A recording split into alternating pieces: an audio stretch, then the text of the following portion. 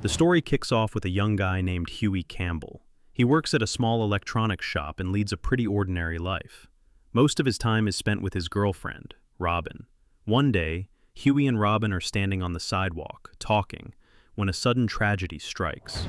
A superhero called A-Train zooms down the street at incredible speed and accidentally crashes right into Robin. Her body is instantly destroyed, blood splattering everywhere. Hughie is frozen in shock. A-Train apologizes to Hughie and speeds away. Shortly after, representatives from Vought International, the company A-Train works for, show up at Hughie's home.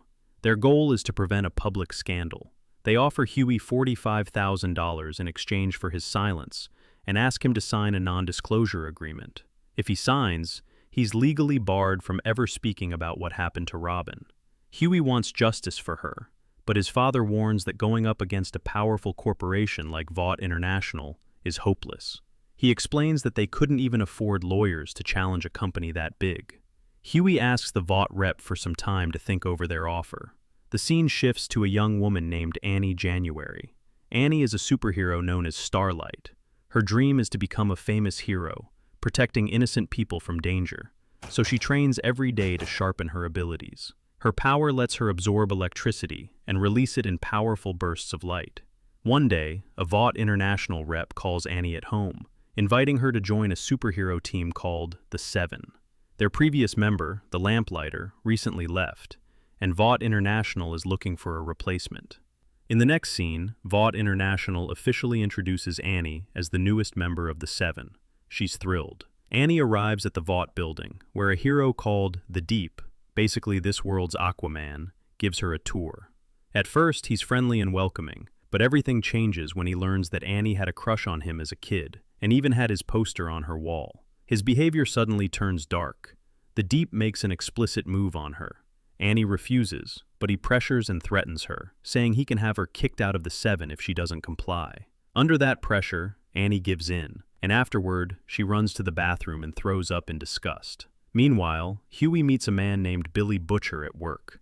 Butcher claims he's a federal agent and says he knows the truth about what happened to Robin. He also says he's investigating the corrupt superheroes working for Vought International.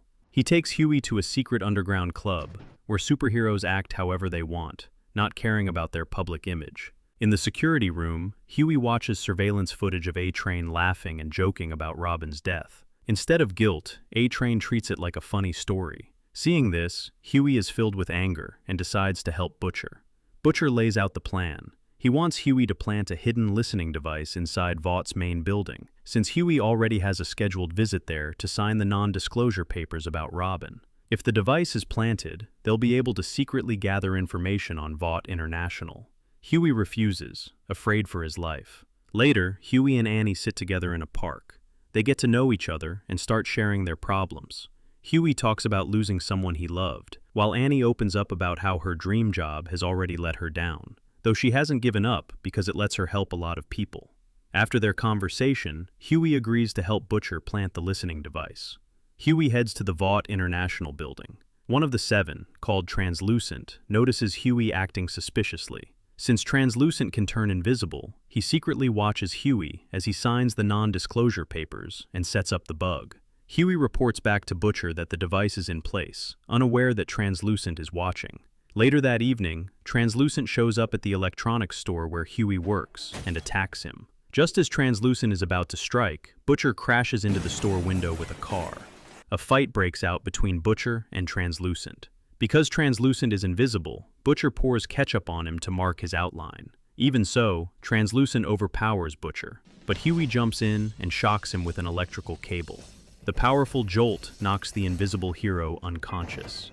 Butcher insists they need to get rid of Translucent's body, since he's already seen their faces. If released, he'd report them to the Seven, and they'd be killed for attacking a superhero. Butcher also admits to Hughie that he lied. He's not actually a federal agent. They stash the unconscious hero in the trunk and drive away from the scene. Hughie and Butcher go to meet one of Butcher's contacts, a man nicknamed Frenchie. Frenchie is a hitman who deals in weapons and explosives.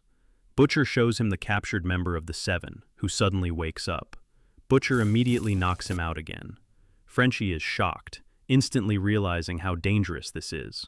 Vought International will notice one of their superheroes is missing very soon. Frenchie explains that every Vought superhero has a tracking chip inside their body, letting the company know exactly where they are. Butcher asks Frenchie to help them deal with Translucent without alerting Vought. Since Translucent has seen all three of their faces, Frenchie is now dragged into it whether he wants to be or not. Reluctantly, he agrees. They transport Translucent to an abandoned location. Frenchie builds a sturdy metal cage surrounded by special foil that blocks electronic signals, preventing the tracking chip from sending Translucent's location. When Translucent wakes up again, he quickly realizes he's in the hands of ordinary humans and starts threatening them. He explains that his skin is made of a special carbon material, making him impervious to bullets and knives. He also warns that the Seven will eventually find and rescue him. Butcher understands that they absolutely cannot let Translucent go. If they release him, he'll expose them, and all three of them will be killed. The only option is to kill him before the other superheroes arrive. But the problem is that killing him is nearly impossible. Hughie grows increasingly uneasy. He's never kidnapped anyone before, and only joined Butcher because he wanted justice for his girlfriend Robin. Meanwhile, Homelander, the leader of the Seven, realizes that Translucent is missing. Homelander has incredible powers like flight, super strength, and laser vision. Essentially, he's this world's Superman, and the most powerful superhero in the boys' universe. One night, Annie is walking through the city when she sees two men harassing a young girl in an alley. She jumps in and easily takes them down. Unbeknownst to her, someone nearby records the entire incident on their phone. The next day, a Vought International employee named Ashley scolds Annie for her heroics. Ashley claims the attackers insist they were just hanging out in the alley, and Annie attacked them. She warns Annie not to play the hero anymore, since for Vought, reputation and profit come first. Back at the hideout, Frenchie finally finds Translucent's weak spot. He explains that while Translucent's outer skin is nearly indestructible, his internal organs are completely normal. If they can't defeat him from the outside, they have to go from the inside. Realizing they've found his vulnerability, Translucent begs not to be killed. After some time, Frenchie manages to insert an explosive device into Translucent's body and connects it to a remote detonator, making it possible to blow him up at any moment with the press of a button. Just as they finish, the trio sees on surveillance cameras that Homelander is searching for the missing hero nearby. His presence sparks instant panic, since he has X-ray vision and super sharp hearing. Butcher and Frenchie leave Hughie in the hideout with the detonator and step outside to distract Homelander and keep him from inspecting the building. Translucent finds a way to escape the cage. He pours liquid onto the car battery powering the electric cage, short-circuiting it and shutting it down. Now he's free.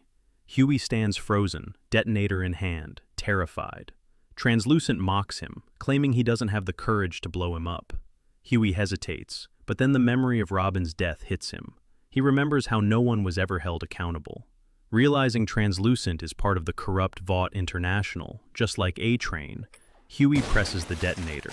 The explosive goes off instantly, and Translucent is destroyed. The invisible superhero is gone. Hughie stands in shock, knowing he's crossed a line he can never return from. In the next scene, Hughie, Butcher, and Frenchie start cleaning up the aftermath. Hughie feels deeply uneasy. Later, he tells Butcher he wants to go back to a normal life, but Butcher reminds him that nothing will ever be the same. Hughie has crossed the point of no return, and Vought International, along with the other superheroes, will eventually notice Translucent is gone. When that happens, anyone involved will be in danger. They need to lay low. Butcher allows Hughie to visit his home one last time, but only if Frenchie goes with him to keep things safe. When Hughie enters his room, he finds an A-Train toy.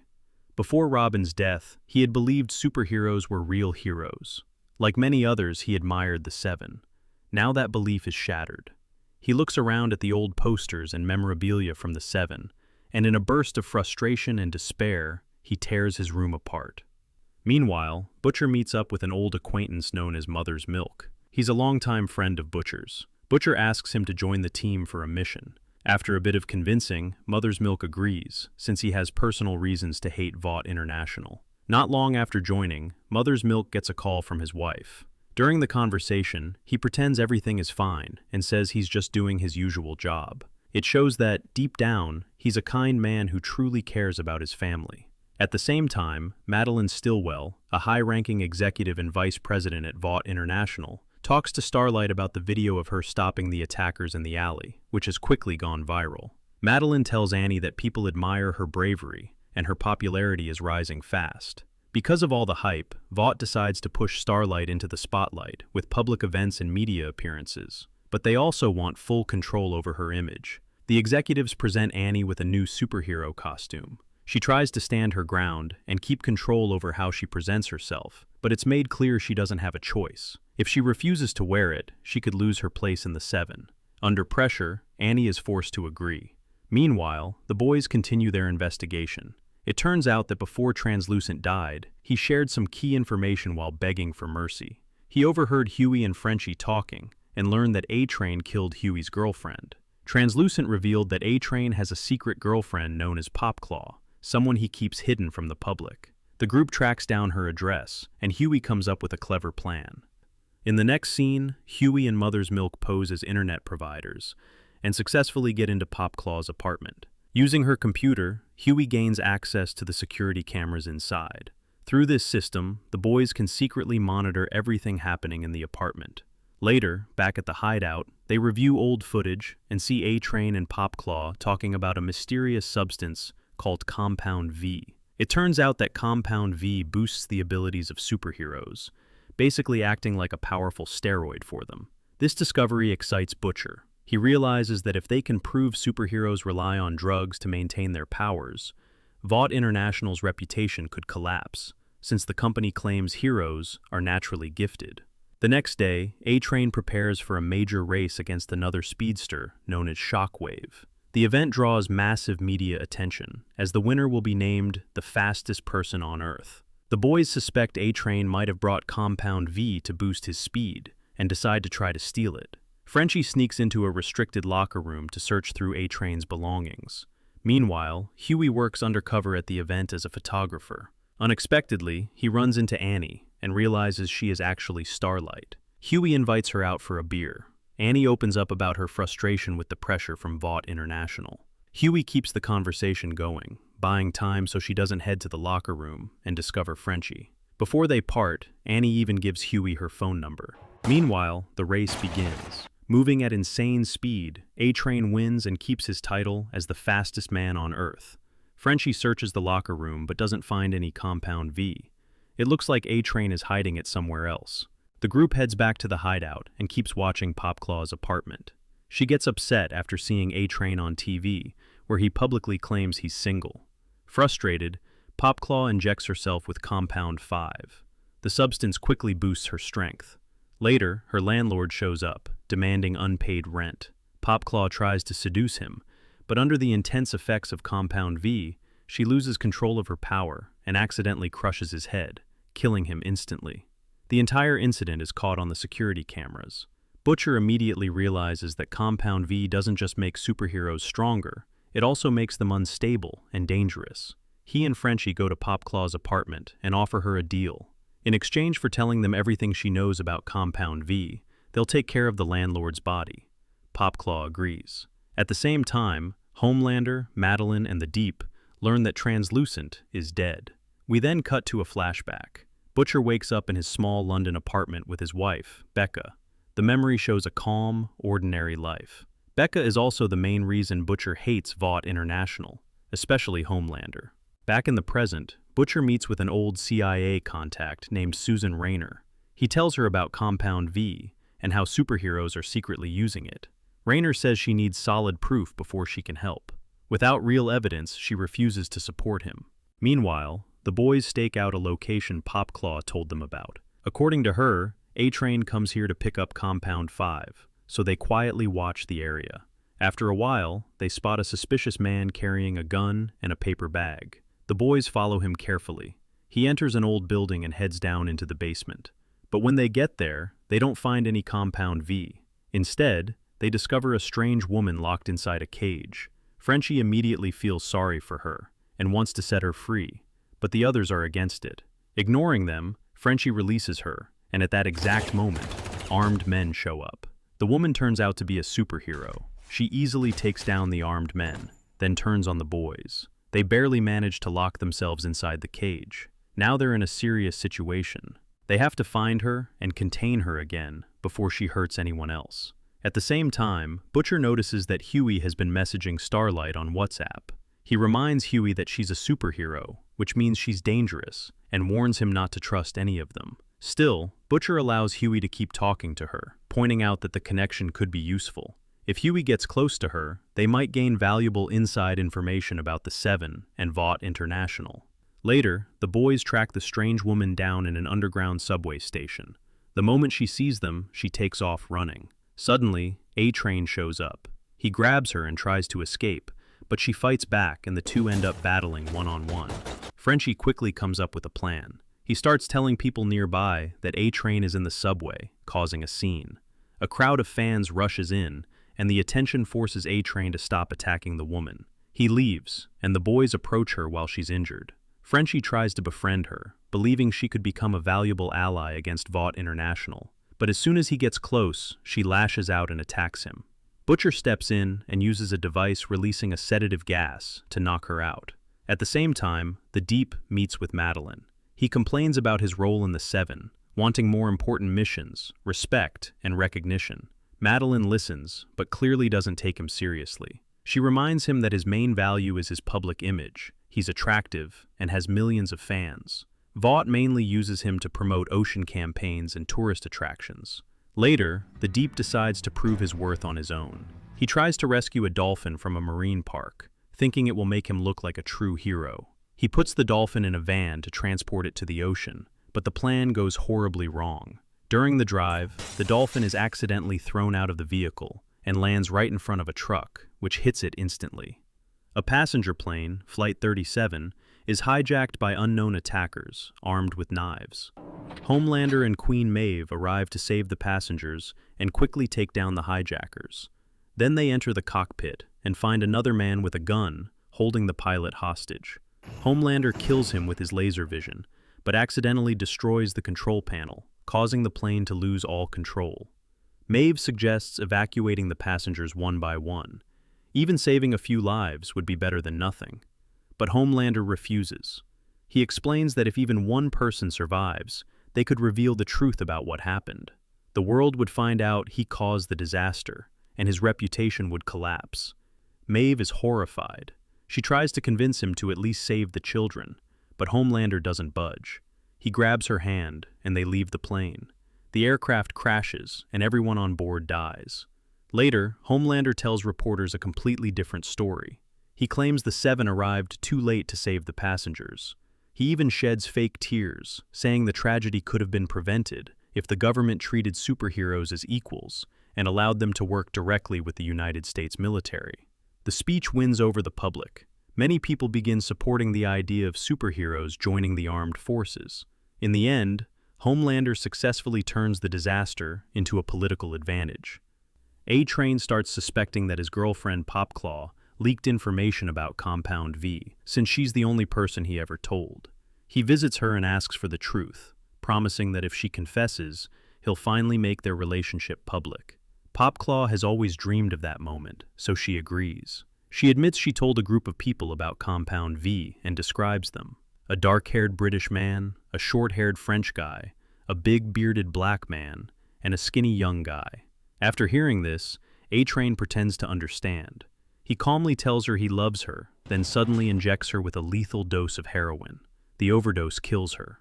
Later, it becomes clear that Homelander already knew Popclaw had shared information about Compound V with the boys. He tells A-Train that revealing the secret to her was a mistake, but coming clean to him was the right move.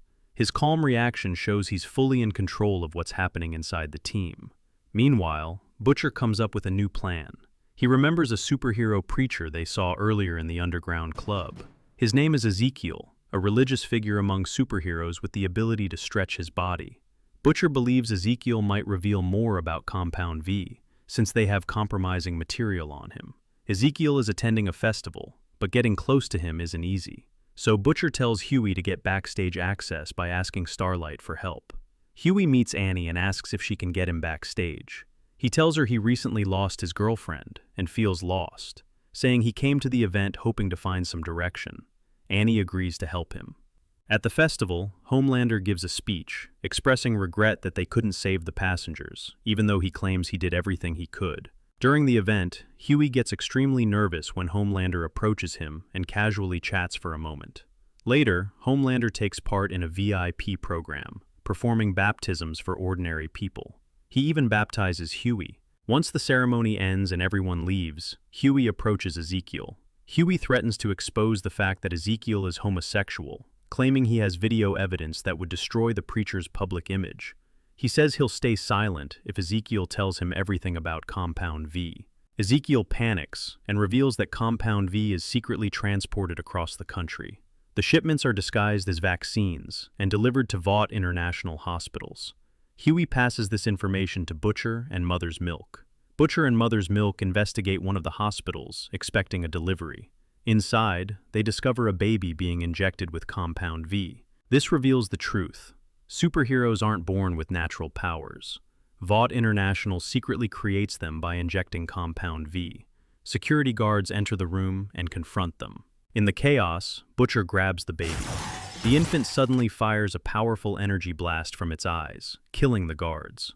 Elsewhere, inside Vought International, Homelander grows frustrated with how Madeline controls his public image, and even his speeches to keep him looking like the perfect hero. She doesn't allow him to show even a hint of anger in public. Meanwhile, Frenchie tries to befriend the strange woman they rescued earlier.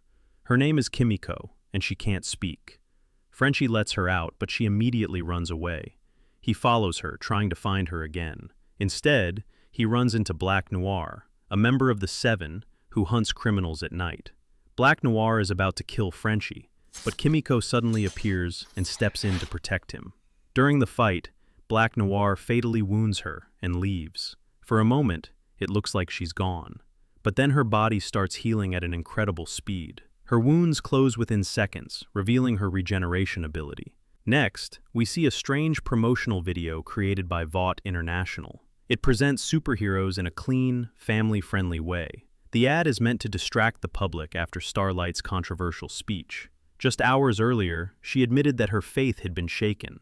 She revealed that a member of the Seven took advantage of her and called out the abuse of power as immoral. Her speech creates a serious problem for Vaught's reputation. To fix their image, the company pushes out more marketing content.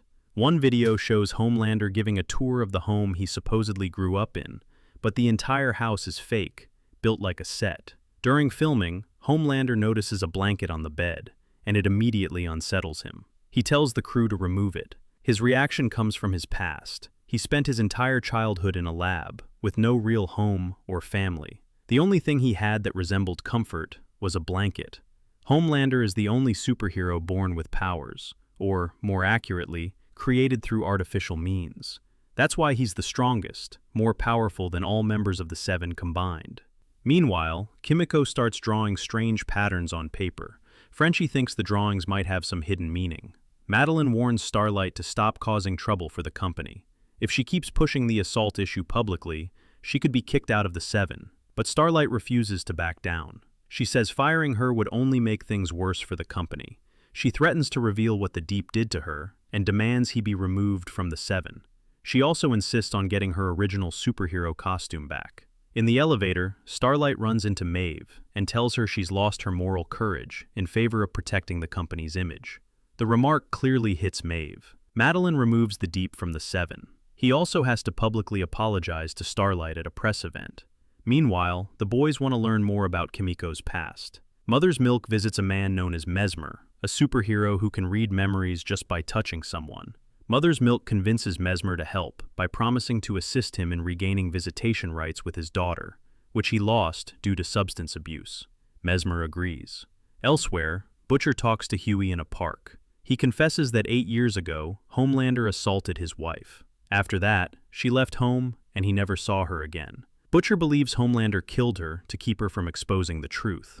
This fuels his desire to destroy Vought International and its superheroes. He also warns Hughie that his emotional involvement with Starlight is extremely dangerous, and trusting a superhero is a huge risk. Mesmer touches Kimiko's hand and starts reading her memories.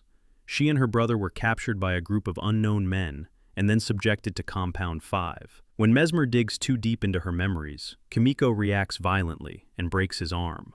Later, Mesmer tells the boys that Kimiko's only goal is to find and save her brother. Afterwards, Mesmer goes home, but despite Butcher's warning to stay silent, he betrays them. He meets with Homelander and reveals everything he learned about the group investigating Compound V, hoping it will earn him a job at Vought International. But Homelander cares more about tracking down the group than helping Mesmer get employed. Meanwhile, Hughie ignores Butcher's warning and meets Annie at a local cafe. They chat, laugh, and share their first kiss, until Butcher shows up and interrupts them. We see a flashback to a party where Butcher first meets Homelander. It turns out Becca has started working at Vought International, running Homelander's Twitter account. Back in the present, Hughie and Starlight spend time together in a hotel room. At Vought International, Homelander calls a meeting with the Seven. During the meeting, he reveals that a secret group is working against the company, including Hughie, Butcher, Mother's Milk, Frenchie, and Kimiko. Starlight is shocked. She realizes Hughie isn't who he claims to be. Homelander adds that Hughie killed Translucent and Popclaw. Meanwhile, Hughie tells Butcher he wants to leave the group. He explains he just wants to be with Annie and live a quiet, normal life. Suddenly, Hughie gets a threatening call from A-Train, who's calling from Hughie's father's phone. A-Train claims he's found Hughie's dad and will hurt him if Hughie doesn't come home immediately. Realizing the danger, Hughie rushes back. When he arrives, A-Train mocks him. He notices Hughie is a superfan, surrounded by rare, limited edition A-Train toys at home. Hughie offers A-Train Compound V in exchange for sparing his father, and A-Train agrees. While A-Train rants about Popclaw, Kimiko suddenly attacks, breaking his leg and stopping him from escaping with his super speed. Meanwhile, Homelander is still trying to understand why Butcher hates Vought International, and him, so much. He visits former Vought scientist Jonah Vogelbaum to find out what happened to Becca Butcher, Billy's wife. Vogelbaum explains that Becca got pregnant after her night with Homelander, and the pregnancy was kept secret by the company. The baby already had superhuman abilities before birth. During delivery, the child struggled to be born, and Becca died from the injuries. The scientist confirms that both Becca and the baby died during childbirth, leaving Homelander shaken. Back at the boys' hideout, the CIA shows up. Agent Susan says she has enough evidence from Butcher about Compound V. In the next scene, she threatens Madeline. If Vought continues trying to place superheroes in the US military, the CIA will expose the truth about Compound V, the secret serum that turns ordinary babies into superheroes, deceiving the public into believing these children are chosen by God. The next day, the military reports to Susan about a superhuman in Syria who can explode without harming himself. Susan realizes that a threat like this makes superheroes essential for national defense. Meanwhile, Starlight chats with Hughie in the park, demanding the truth. Hughie reveals the secret of Compound V, the serum that creates superheroes. Annie is shocked, having believed she was born with her powers. Before Hughie can explain fully, Butcher suddenly appears and shoots Annie, warning Hughie to stay away from her. Butcher and Hughie make a quick escape. The military hunts the superhuman in Syria, and Homelander arrives to assist. He wants to prove he's more effective than any army. Single-handedly, he attacks the enemy group, obliterating them with a sinister grin. Afterwards, he reveals that the Syrian fighters had Compound 5, causing a major political stir. Officials are baffled about how the fighters got the serum. In reality, it was Homelander and Madeline's plan. They supplied the fighters with Compound 5 to push the government into integrating superheroes into the US military to combat deadly soups. This incident strengthens Vought International's argument that superheroes are needed in the army, and it effectively freezes the CIA's investigation into the company. Meanwhile, Butcher and Hughie decide to visit Grace Mallory, a former CIA agent and Butcher's acquaintance. It turns out Mallory originally founded a club dedicated to hunting down corrupt Vought International superheroes. Butcher asks her to join their mission against Vought, but she refuses. Mallory explains that the last time she went up against Vought, tragedy struck. The lamplighter killed her grandchildren. The trauma has left her unwilling to return to that fight. Even though she won't join them, Mallory shares crucial intel. Homelander has a very close relationship with Madeline, a potential weakness they could exploit. Meanwhile, government agents track down the rest of the boys and break into their safe house. In the chaos, Kimiko tries to escape but is ultimately captured. Butcher and Hughie realize the team has been taken. This sparks a disagreement. Hughie wants to rescue Frenchie, Mother's Milk, and Kimiko first, while Butcher is focused on a different goal, kidnapping Madeline to use as leverage against Homelander. Hughie refuses, insisting on saving the boys first. Hughie returns alone to the safe house and is immediately arrested, placed in a cell with the others. Secretly, he smuggled a small piece of metal hidden in his mouth guard. The group uses it to break out, sparking a shootout with the guards. During the fight, Mother's Milk bravely rushes ahead to grab Kimiko from another room, while Hughie provides cover. After a tense few moments, Mother's Milk returns with Kimiko. Hughie runs out of ammo, and things look hopeless, until Starlight arrives, using her powers to neutralize the attackers. As the boys try to leave the building, A-Train suddenly appears. Hughie tells Mother's Milk and Frenchie to get out, saying he and Starlight will handle A-Train. A-Train attacks Starlight, and then moves to kill Hughie, blaming him for everything that happened to Popclaw. He admits he killed Popclaw because of Hughie, but overusing Compound V takes a toll, and A-Train collapses from a heart attack. Hughie gets out safely while Starlight quickly calls for medical help. Meanwhile, Butcher puts his plan into motion. He kidnaps Madeline and rigs her with explosives, then calls Homelander, demanding he meet at a specific location. Homelander arrives immediately, holding Madeline's child. He tells Butcher that his wife Becca came to him willingly because she was in love. Butcher says he wants to hurt Homelander and blow up Madeline right in front of him. Homelander laughs, then kills Madeline with his heat vision because she knew about his son and kept it secret for years. Butcher activates the explosives, hoping to take revenge after discovering his wife's affair with Homelander. But he survives when Homelander uses his super speed to save him. In the next scene, Butcher wakes up in a quiet suburban yard. He sees Becca alive, with a small boy beside her who has superhuman abilities. It turns out Becca didn't die after the Homelander incident. She survived and secretly had the child, and that boy is Homelander's son. The scene shifts to Translucent's funeral. Homelander delivers a fake, touching eulogy, though we already know he only cares about himself. Translucent lies in a glass coffin, which is ironically perfect. He stays invisible even in death. The ceremony looks emotional, but the falseness is clear. Cameras capture everything, and every speech is scripted. Vought International wants the world to believe superheroes are still flawless. Inside Vought, big changes happen fast. Stan Edgar replaces the late Madeline as CEO. Calm, controlled, and supremely confident, he continues the previous leadership's push to officially integrate superheroes into the military. Meanwhile, Black Noir, one of the most mysterious supes, carries out a secret mission. He infiltrates a foreign villain base and eliminates a dangerous, deadly supe named Nakib, the same one who could previously explode himself. The vigilante group known as the Boys are on the run, hunted everywhere. The police pin Madeline Stillwell's death on Butcher, making him the country's most wanted man. The problem is, Butcher has vanished without a trace. Without their leader, the Boys struggle. Hughie, Mother's Milk, Frenchie, and Kimiko hide out, relying on Frenchie's criminal contacts to get money. Homelander begins searching for 2 new members for the Seven, replacing the Deep, who was fired, and Translucent, who was killed by Hughie. One candidate is a blind superhero called Blindspot, with incredible combat skills and heightened senses. Homelander approaches him and immediately destroys his hearing, sending a clear message. He doesn't want weak heroes in his team. Ashley watches in horror, but stays silent. Homelander makes it clear to Ashley that he will choose the new candidate himself, without anyone's help. Meanwhile, the former member of the Seven, known as the Deep, who was previously kicked out of the team, is sinking into depression. He's now living in a small town in Ohio. Once a famous, beloved hero, he feels forgotten and humiliated. One night, after a drunken meltdown, the police arrest him, but soon someone pays his bail. The man introduces himself as Eagle the Archer, a little-known superhero, and invites the Deep to join an organization called the Church of the Collective. They claim to help troubled heroes restore their image.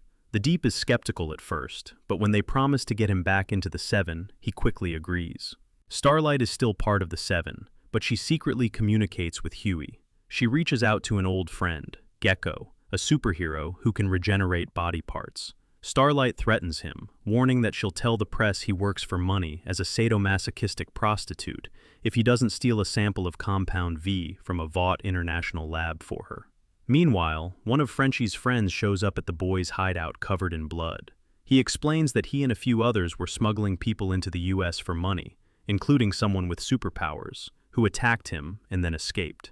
The boys meet with Susan, the deputy director of the CIA, to report the deadly soup who ended up on US soil. The meeting starts calmly, but suddenly Susan explodes. The boys panic, thinking the deadly soup did it, and immediately take off.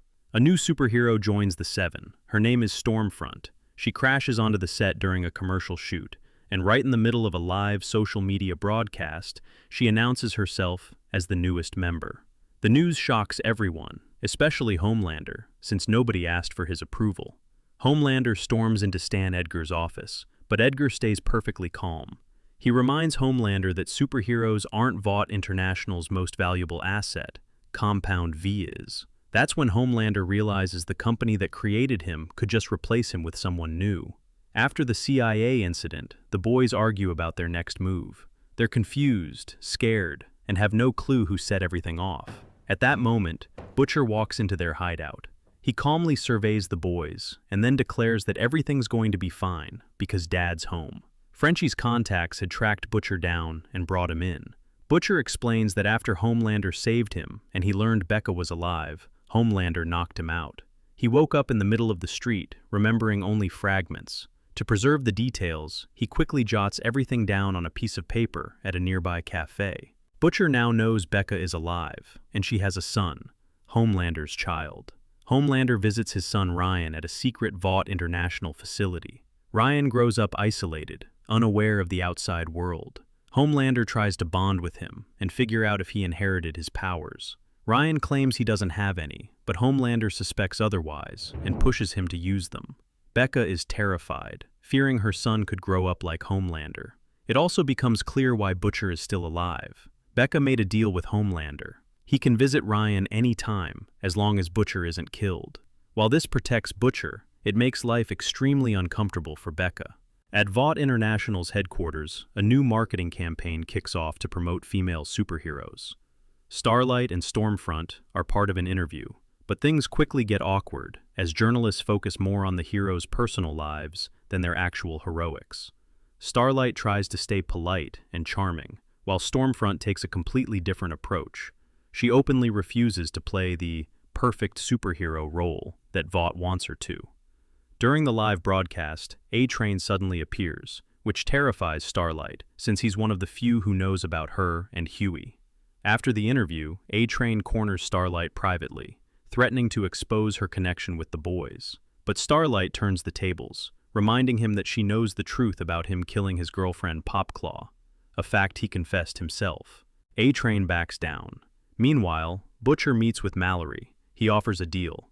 He'll catch a mysterious superpowered man, and in return, Mallory will help him locate his wife, Becca.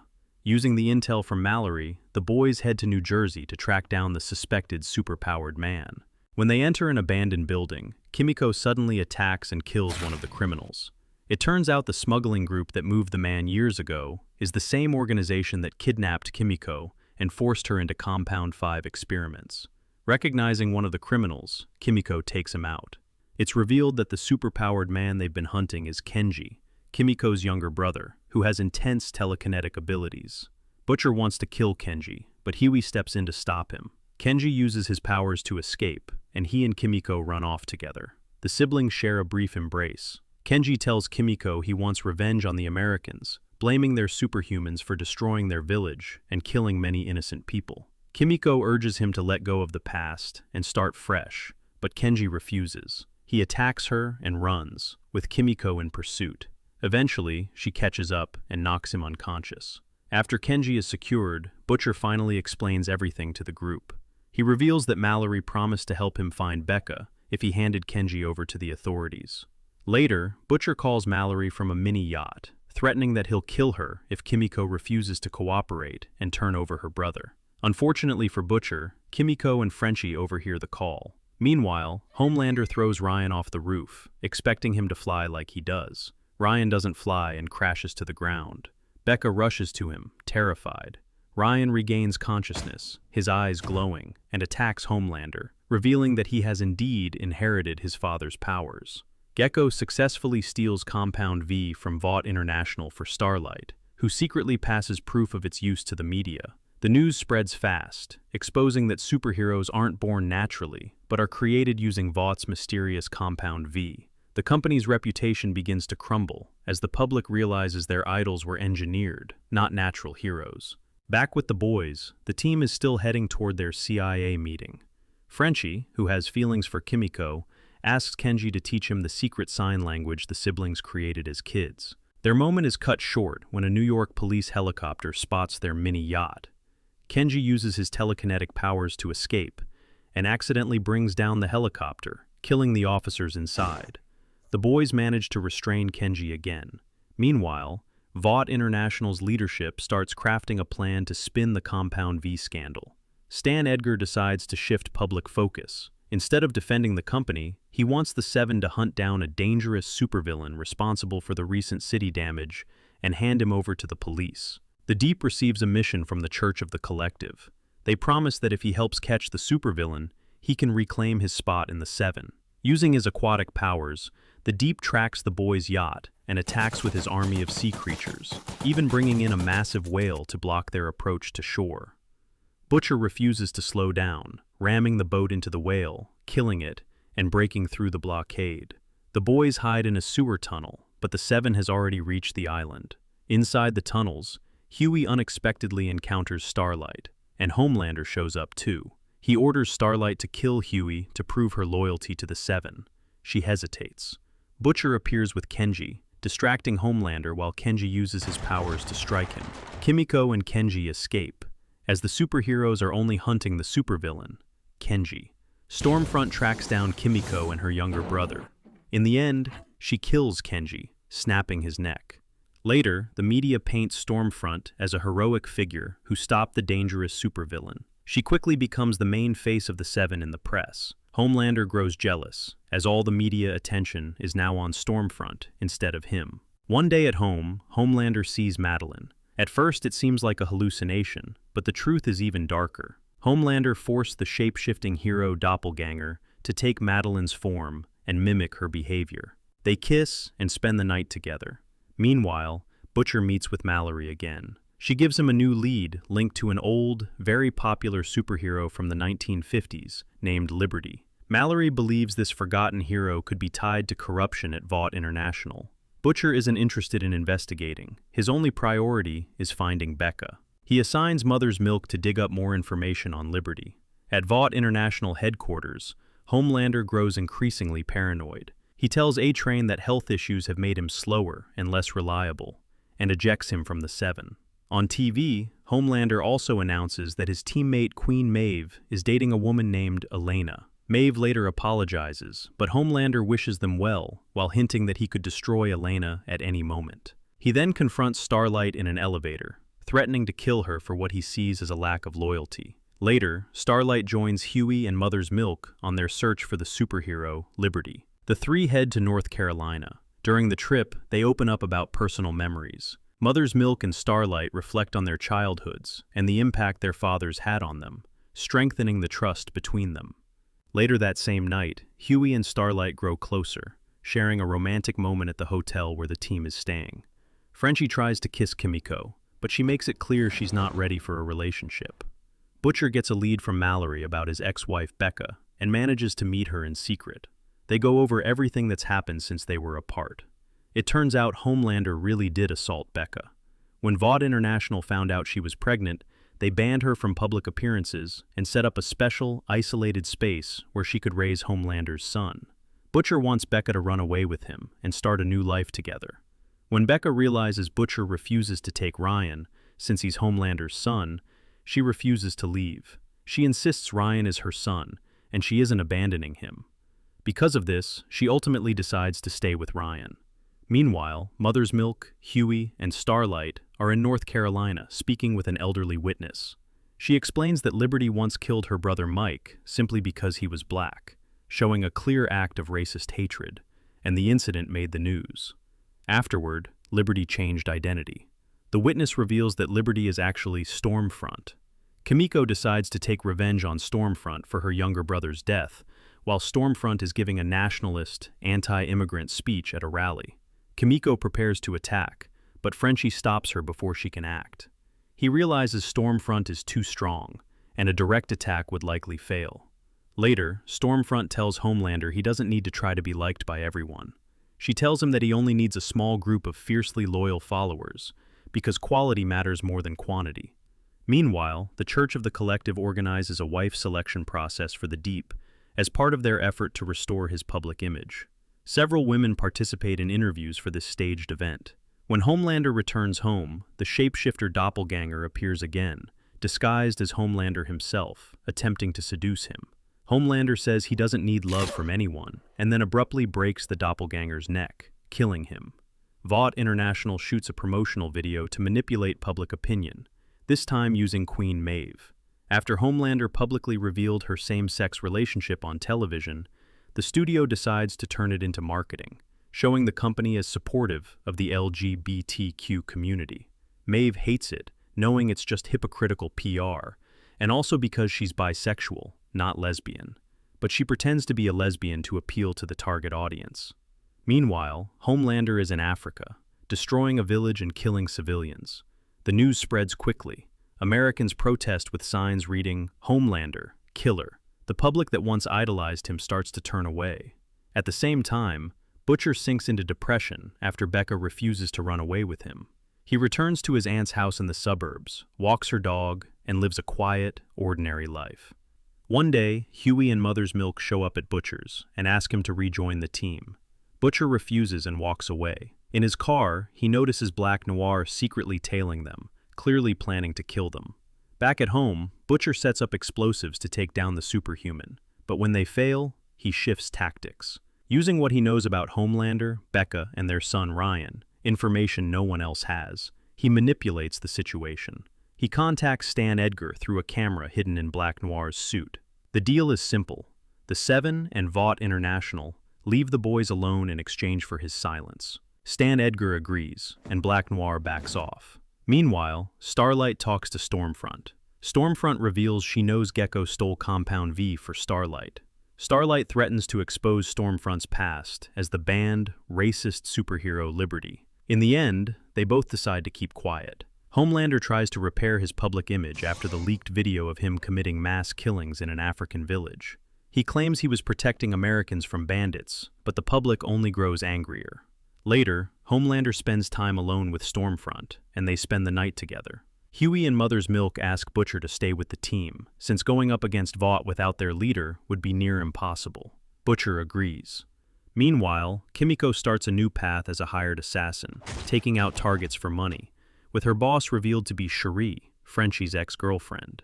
At the same time, Ashley informs A-Train that Homelander has officially kicked him out of the Seven. A-Train lands a role in a film called Dawn of the Seven, where his character says goodbye to Homelander and thanks him for everything. We jump back to an 8-year-old flashback. Back then, Frenchie had just arrived in America from France and started watching a TV show called Golden Girls to learn English and get a feel for American culture. Later, he turned to robbing banks. In the present, Starlight asks Frenchie to remove a tracking chip from her body. Vought International put it there, and it lets Homelander track her every move. Frenchie carefully makes an incision and extracts the device. Meanwhile, Homelander, with one hand, takes down a criminal while kissing Stormfront, showing just how obsessed he is with her approval. Later, he buys roses for her, but instead of giving them, he burns them. Butcher, Hughie, Starlight, Mother's Milk, Frenchie, and Kimiko decide to investigate Sage Grove Center, a psychiatric hospital owned by Vought International, after Starlight finds evidence on Stormfront's laptop that experiments are happening there. Kimiko spots Starlight and hugs her, grateful for having been saved by her before.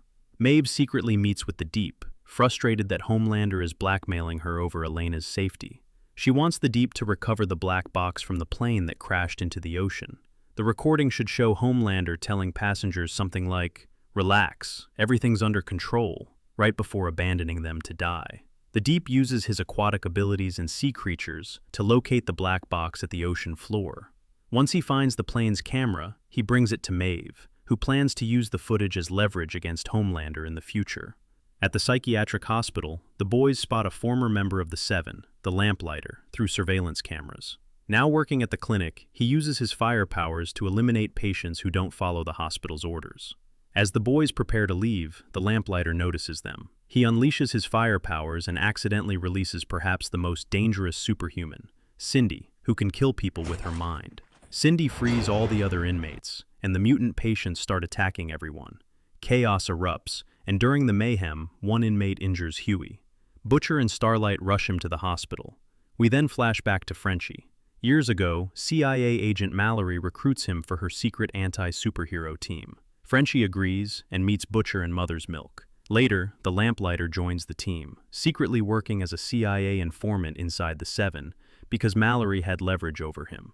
Mallory assigns Frenchie to watch the lamplighter, not fully trusting him. One day, Frenchie briefly leaves his post to save a friend who overdosed.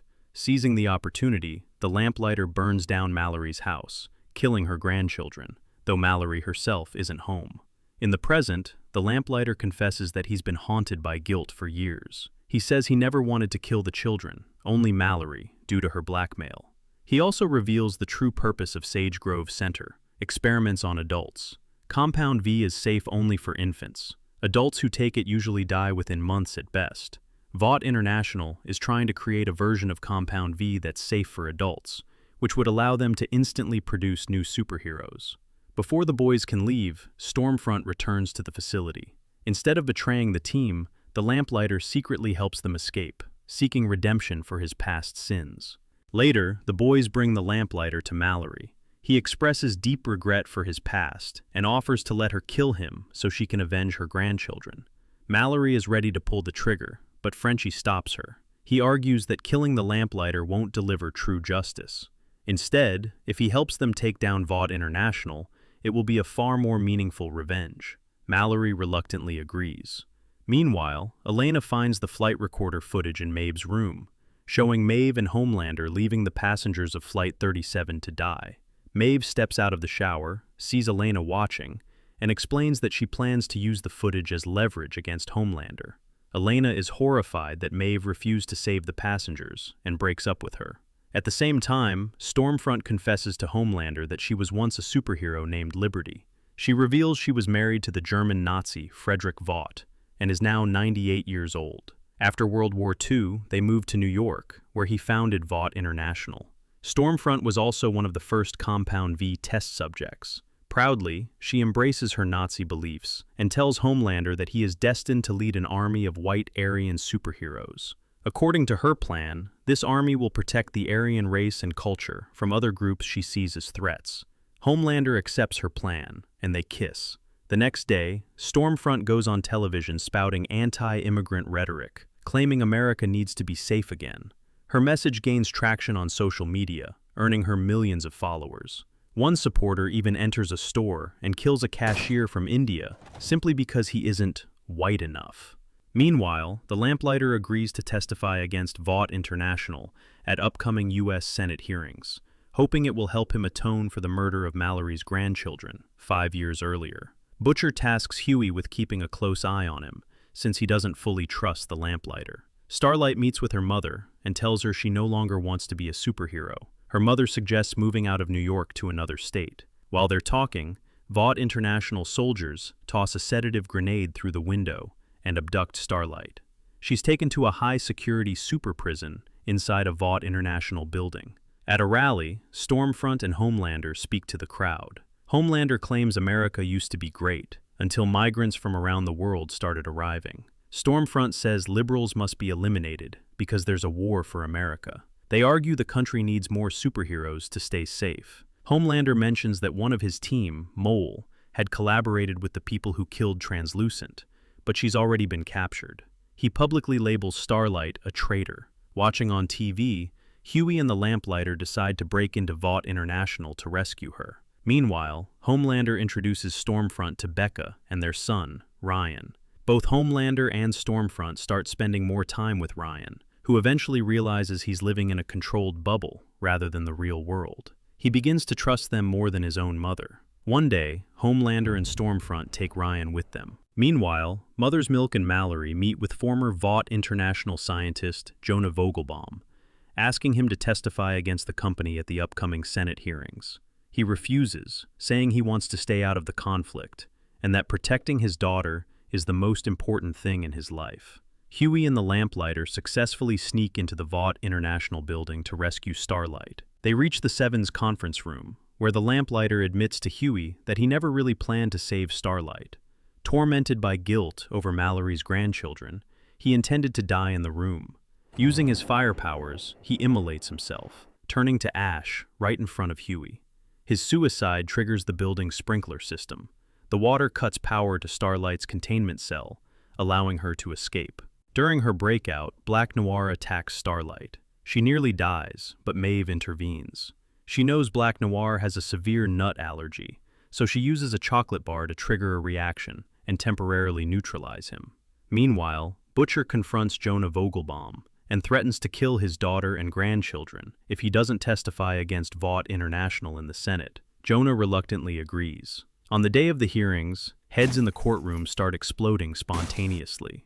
Jonah Vogelbaum is killed in the chaos, and panic spreads as numerous officials and witnesses die instantly. The U.S. declares a national emergency, officially allowing the use of Compound V to create super soldiers in the army and police. The boys realize their plan has completely failed. The hearings, which were supposed to expose Vought International and shut down the company, end up being a disaster, with all the witnesses dead. The boys plan to break into Vought International and take out all the superheroes. Hughie jokes that they're basically supervillains now, but before they can act, Butcher's wife Becca shows up. She begs him for help, explaining that Homelander and Stormfront have taken their son, Ryan. Butcher decides to focus on rescuing Ryan and puts the attack on the Seven on hold. Starlight and Hughie meet with Maeve, asking her to testify against Vought International. They believe her testimony could help shut the company down. Maeve refuses, saying that even though she no longer trusts the company, she doesn't think her testimony would actually change anything. Meanwhile, the leader of the Church of the Collective, Alistair Adana, meets with Stan Edgar. Alistair wants the Deep and A-Train back in the Seven. Edgar agrees to return only the Deep, refusing A-Train, explaining that Stormfront hates black people and doesn't want them on the team. A-Train, who had been eavesdropping from another room, later finds Starlight and Hughie on the street. They're startled at first, but A-Train says he's on their side now. He reveals that he infiltrated the Church of the Collective's archive and stole a document. Reading the file, Starlight and Hughie are shocked. It confirms that Stormfront is actually 98 years old and a committed Nazi. Her real name is Clara Reisinger. Back at their hideout, the boys start planning Ryan's rescue. Butcher promises Becca that her son will be returned safely. Secretly, though, he has a backup plan. Hours earlier, he met with Stan Edgar and struck a deal. Butcher agrees to hand Ryan over to Vought International so they can raise a new Homelander. If Edgar betrays and removes the current Homelander, then allows Butcher and Becca to live freely. Edgar accepts the deal. Meanwhile, Ryan is inside Vought International. He tells his father that he misses his mother and feels lonely. Homelander tries to connect with his son, while Stormfront suggests taking Ryan to a shopping center called Planet Vought. When they arrive, fans swarm around Stormfront and Homelander, and the place is packed with excited admirers. Ryan feels uncomfortable, so Homelander quickly pulls him out of the crowd. They take Ryan to a quiet cabin in the woods, where Homelander has a heartfelt talk with him. At the end, Homelander tells Ryan that he loves him. Back in the city, Starlight and Hughie send several exposés about Stormfront to various TV channels. Soon the world learns that Stormfront is a fervent racist. The news spreads fast, shattering her public image. Stormfront starts plotting how to repair her reputation inside Vought International. The boys arrive at the cabin where Homelander and Ryan are. They use a powerful sonic device to distract Homelander. While he hunts and tries to destroy it, Butcher and Becca grab Ryan and drive him away. Butcher admits to Becca that he initially planned to hand Ryan over to Vought International, but now he's changed his mind. At first, their escape seems perfect, but things quickly go south when Stormfront flips their car. Starlight and Kimiko step up to fight her, but she easily overpowers both of them. The boys fire guns at Stormfront, but bullets don't even faze her. Just when it looks hopeless, Maeve jumps in to take her on. Kimiko and Starlight join Maeve, and together the three women beat Stormfront, forcing her to flee.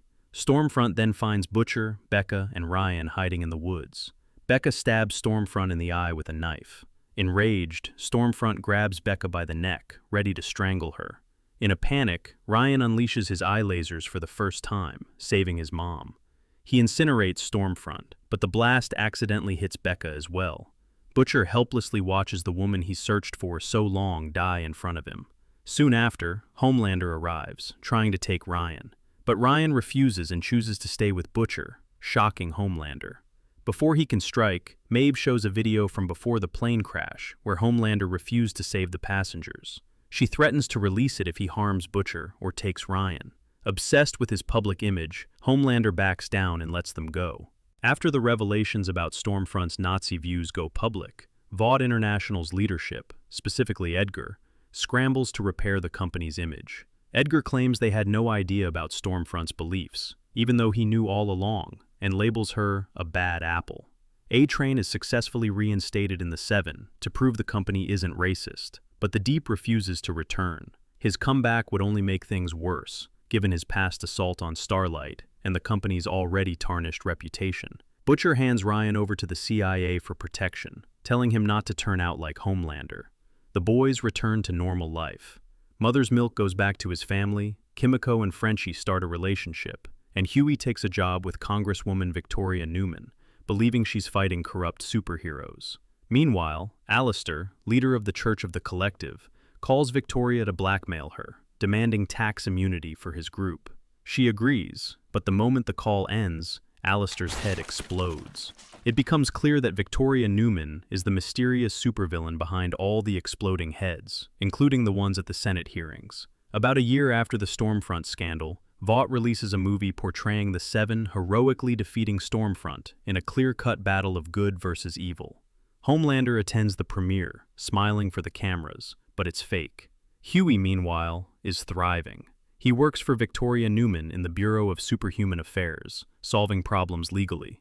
He and Starlight are officially dating, fully public, and Hughie has taken over leadership of the boys from Butcher. At one event, Congresswoman Victoria Newman appears, widely seen as an honest figure. Suddenly, someone in the crowd calls her Nadia, and Hughie immediately notices. The boys take on a mission involving a superhero called Termite, who can shrink down to tiny size. During an intimate encounter, he shrinks and enters his partner's body, but sneezes inside, accidentally returning to full size and killing the partner. Frenchie and Kimiko rush in to catch him, but the tiny hero fights back. At the last second, Butcher captures Termite, stuffing him into a drug bag to keep him from growing again. Butcher would have killed him on the spot, except now Hughie leads the boys, and the new rule is to play by the law. So instead of finishing Termite off, they call the police. Later, thanks to Vought International's influence, Termite is released, which makes Butcher furious at Hughie for stopping him from taking lethal action. Meanwhile, Stan Edgar at Vought unveils a new version of Compound V that grants temporary powers lasting about a day. His plan is to turn Vought into more of a pharmaceutical company. Edgar then promotes Starlight to co-captain of the Seven because she's the public favorite, even surpassing Homelander in popularity. Homelander is not happy. Edgar asks him to leave the room so he can speak privately with Starlight, explaining that as co-captain, she'll get to choose new members for the Seven. Next, we see Vaught's reality show, where the winner will join the Seven. One contestant is a superhero called Supersonic, formerly known as Super Cute, and he's Starlight's ex. Hughie knows this and feels a pang of jealousy. One day, he visits the reality show set and watches Supersonic and Starlight rehearsing lines together. Seeing how charming Supersonic is and how much fun Starlight is having with him makes Hughie even more jealous. Homelander visits Stormfront in a secret Vought International hospital. She's still alive but near death, badly burned by Ryan a year earlier. Stormfront urges Homelander to lead an Aryan superhero future, but this time, he rejects the idea and walks away. Meanwhile, Queen Maeve secretly teams up with Butcher. She tells him about the legendary superhero Soldier Boy, who once led the team Payback. Maeve explains that Soldier Boy died years ago, and whatever killed him could also kill Homelander, but she doesn't know the exact weapon. She also gives Butcher 3 vials of temporary Compound V, granting short-term powers. That night, Homelander confronts Butcher, demanding to know Ryan's whereabouts, but Butcher refuses. Homelander then vents his hatred for Vought International, saying he wants to destroy the company. He proposes teaming up to take it down first, and then they can settle their scores. Butcher agrees. Hughie starts investigating why a man called Victoria Newman, Nadia. After work, he spies on Victoria and sees a man named Tony in an alley, the same guy who called her Nadia. Victoria asks Tony to stop following her. Hughie learns they're childhood friends who grew up together. Tony urges Victoria to reveal the truth about something called Red River. She initially refuses, but eventually agrees after some convincing. As she hugs Tony, blood pours from his nose, and then his head explodes. Hughie watches in shock, realizing that Victoria was the one responsible for the exploding heads a year ago. Next, we see Butcher facing a major decision. He has vials of temporary Compound V, but can't decide whether to use them, so he puts the choice on hold. He goes to Mother's Milk's house, asking for help to figure out what weapon killed Soldier Boy. Mother's Milk insists he's done with that life, and doesn't want to end up like his father, who spent his entire life fighting Vought International. He says he's finally getting his life together. Still, he hands Butcher his father's files, giving him all the information on Soldier Boy. Meanwhile, Hughie tells Annie that his boss, Victoria Newman, is a superhero, and her real name is Nadia. He also mentions the mysterious Red River, though he doesn't know exactly what it is. Annie explains that Red River is a boarding school for children with superpowers, but she's too busy investigating to dive deeper today, because it's Homelander's birthday and she has a lot of work. Annie goes to the rehearsal for Homelander's birthday concert. During rehearsal, Homelander rewrites the script and insists that Annie sing for him. She refuses, but he presses on, saying she will perform. Stan Edgar steps in, reminding Homelander that Starlight is now more popular than him, and officially a co-captain, meaning she doesn't have to follow his orders. Homelander doesn't take that well. Hughie decides to investigate Red River on his own. He visits the school pretending he wants to adopt a child. A staff member shows him photos of the kids, and Hughie discreetly plugs in a flash drive for 5 seconds, downloading all the data. Back in his car, he goes through the files and finds exactly what he was looking for: Nadia, aka Victoria Newman.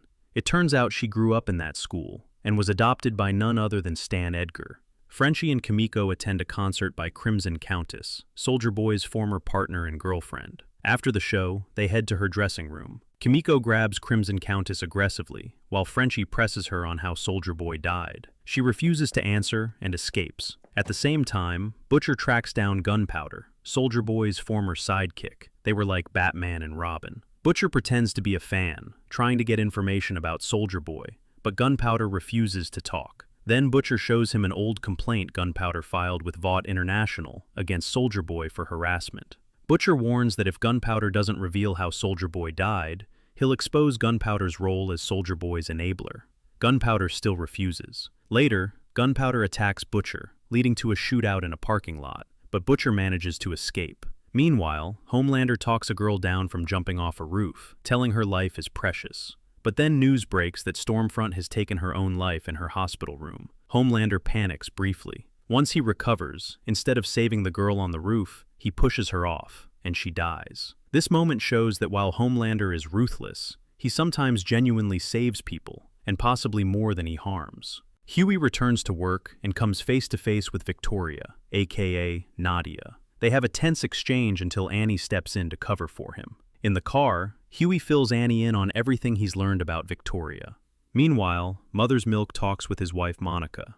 He admits he can't stop thinking about Soldier Boy, and still feels anger over how Soldier Boy, drunk, accidentally killed his mother and faced no consequences. His father spent the rest of his life fighting Vought International to make sure Soldier Boy went to jail and died worn out at a typewriter at 55.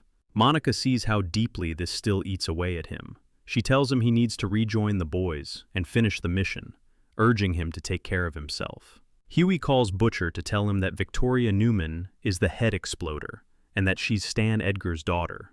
He asks Butcher to resume leadership of the boys. Butcher takes the temporary Compound 5 and meets Gunpowder in the same parking lot as the previous shootout. Gunpowder pulls a gun and fires at Butcher, laughing, sure he's dead. But Butcher was faking. He gets up and beats Gunpowder, who finally spills everything. Soldier Boy didn't just vanish. He was on a CIA mission in Nicaragua, led by Mallory, and something went wrong, killing him there. In the chaos, Butcher accidentally kills Gunpowder with his laser eyes. At Homelander's birthday celebration, A-Train shows off his new suit and gives a short speech before inviting Homelander and co-captain Annie on stage. Annie publicly congratulates Homelander. Someone in the crowd mentions they're glad his Nazi girlfriend is dead, which hits a nerve. Homelander grabs the mic and declares live on air that he is smarter, stronger, and better than anyone on Earth. He reveals that his PR team had tried to control him, but from now on, he'll speak freely, without fake smiles or scripts. We flash back 17 years. Young Annie competes in beauty pageants, dancing and singing before a crowd, ending with a display of her superpowers. Her mother praises her performance. Annie smiles at everyone while clenching her fist in anger behind her back. In the present, Ashley tells Homelander that his birthday speech boosted his ratings by 21 points, hitting 98% approval, the highest ever, even surpassing Soldier Boy at his peak. The boys reunite after a year apart. Butcher fills everyone in on what he learned about Soldier Boy, while Hughie reveals the truth about Victoria Newman. Butcher says they need to find Mallory and figure out exactly what happened in Nicaragua with Soldier Boy. Hughie wants to come along, but he needs an official reason to leave work. Kimiko literally breaks his hand to give him an excuse. Frenchie can't join because he has unfinished business. So Butcher, Hughie, and the rest, minus Frenchie, head to Mallory's, where she lives with Ryan. Seeing Butcher arrive, Ryan runs and hugs him. Inside, Mallory explains that during the Cold War in the 1980s, the CIA ran a secret operation called Operation Charlie in Nicaragua. For the first time, the U.S. authorities involved superheroes in a mission, but the heroes were a disaster. Mallory describes Soldier Boy and his team as reckless, arrogant, and completely uncontrollable. Soldier Boy himself was like Homelander, brazen, cocky, and rude.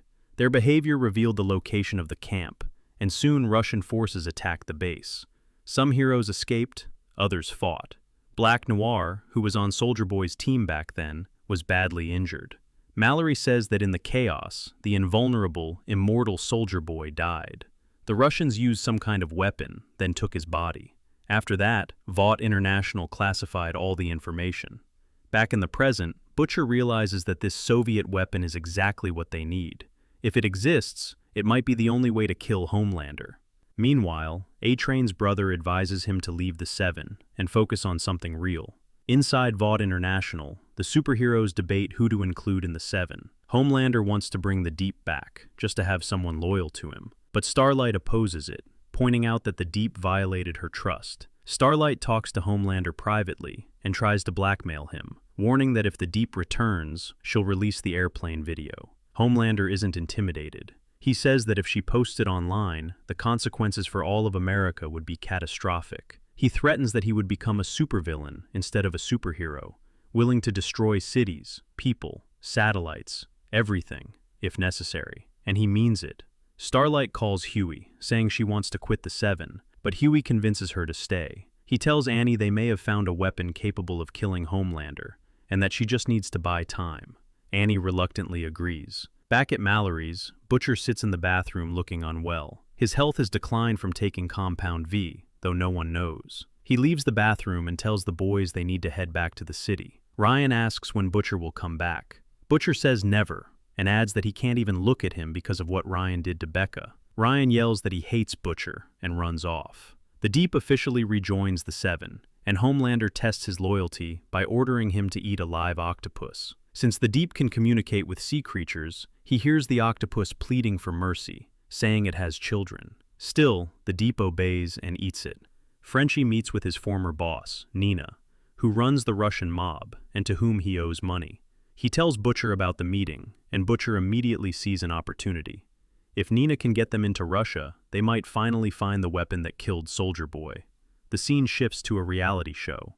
Even though every detail is scripted and controlled to look perfect, Homelander goes off script again. He shocks everyone by announcing that he and Starlight are in love. Before she can react, he grabs her and kisses her live on air. Starlight plays along, as Hughie had previously asked, but she clenches her fist behind her back, just like she did as a kid. Butcher and Frenchie show up at Nina's with a suitcase of money. Butcher asks for her help getting him and the boys into Russia to find the weapon that supposedly killed Soldier Boy. Nina agrees, but first, they have to complete a mission. Meanwhile, Supersonic wins the reality show and officially joins the Seven.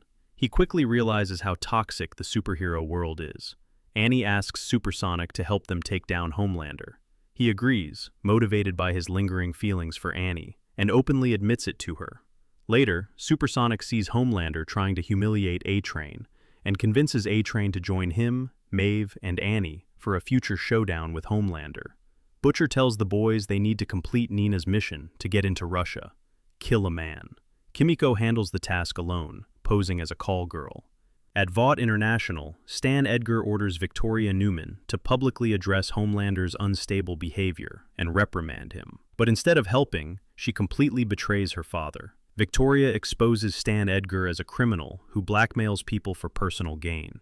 It turns out Homelander and Victoria had a deal. In exchange for his protection, Homelander gave Victoria access to Compound V, so she could give superpowers to her daughter Zoe. Victoria believes this is the only way to protect her child. Stan Edgar ends up in prison, and Homelander effectively takes control of Vought International. With Nina's help, the boys infiltrate a secret Russian military base where Soldier Boy's body was stored decades ago, planning to kill him. Hughie sees Butcher injecting himself with Compound V. Instead of condemning him, Hughie asks for a temporary dose too, feeling weak and powerless without it. After a brief discussion, Butcher agrees to inject him. The boys are soon discovered by Russian soldiers. After a short fight, they prevail, and Hughie discovers his new power, teleportation. In the lab, they open a capsule, expecting the weapon that killed Soldier Boy, but there is no weapon. Soldier Boy is alive. The Russians had tried to kill him by every means, and when they failed, they spent decades experimenting on him, testing every possible compound and modifying him. Soldier Boy emerges from the capsule, unleashing a massive energy blast that injures Kimiko, then disappears. Her regeneration doesn't work. Meanwhile, A-Train, recently reinstated in the Seven and eager to stay in Homelander's good graces, betrays Supersonic by revealing the plan involving Supersonic, Maeve, and Starlight. Later, Homelander shows Starlight Supersonic's dead body and issues a final warning.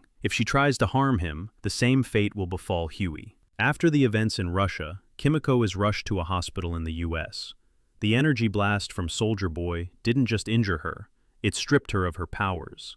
She's no longer a superhero. Now she's just human, and she's happy because there won't be any more missions, killings, or being used as a weapon. Nina is furious that the boys were discovered in Russia. This cost her valuable connections, and she wants revenge. She arranges to have Frenchie kidnapped. Meanwhile, Starlight tells Hughie that Homelander killed Supersonic. Hughie explains the temporary Compound V, how he used it, and the abilities it grants. Remember, Hughie now has teleportation powers. Instead of being impressed, Starlight is furious, scared of losing Hughie the way Supersonic was lost. Meanwhile, Butcher gets another batch of Compound 5 from Maeve. After Stan Edgar steps down as CEO of Vought International, Ashley becomes the new CEO, but in reality, Homelander is the one pulling the strings, controlling Ashley like a puppet. Elsewhere, A-Train learns from his brother that a superhero called Blue Hawk is patrolling New York City and selectively killing black people. A-Train demands that Blue Hawk publicly apologize, but things go horribly wrong. Instead of apologizing, Blue Hawk continues killing, and in the chaos, A-Train's brother is seriously injured. Soldier Boy secretly boards a passenger plane heading to the US and arrives in New York. More than 30 years have passed, and everything has changed. At one point, he hears Russian music, convulses, and releases a massive energy blast, killing people around him. It's like a trigger buried deep in his mind. The boys learn about the explosion and quickly realize Soldier Boy is in New York, now a weapon of mass destruction. The boys track down an old friend of Mother's Milk named Roy, known as the Legend.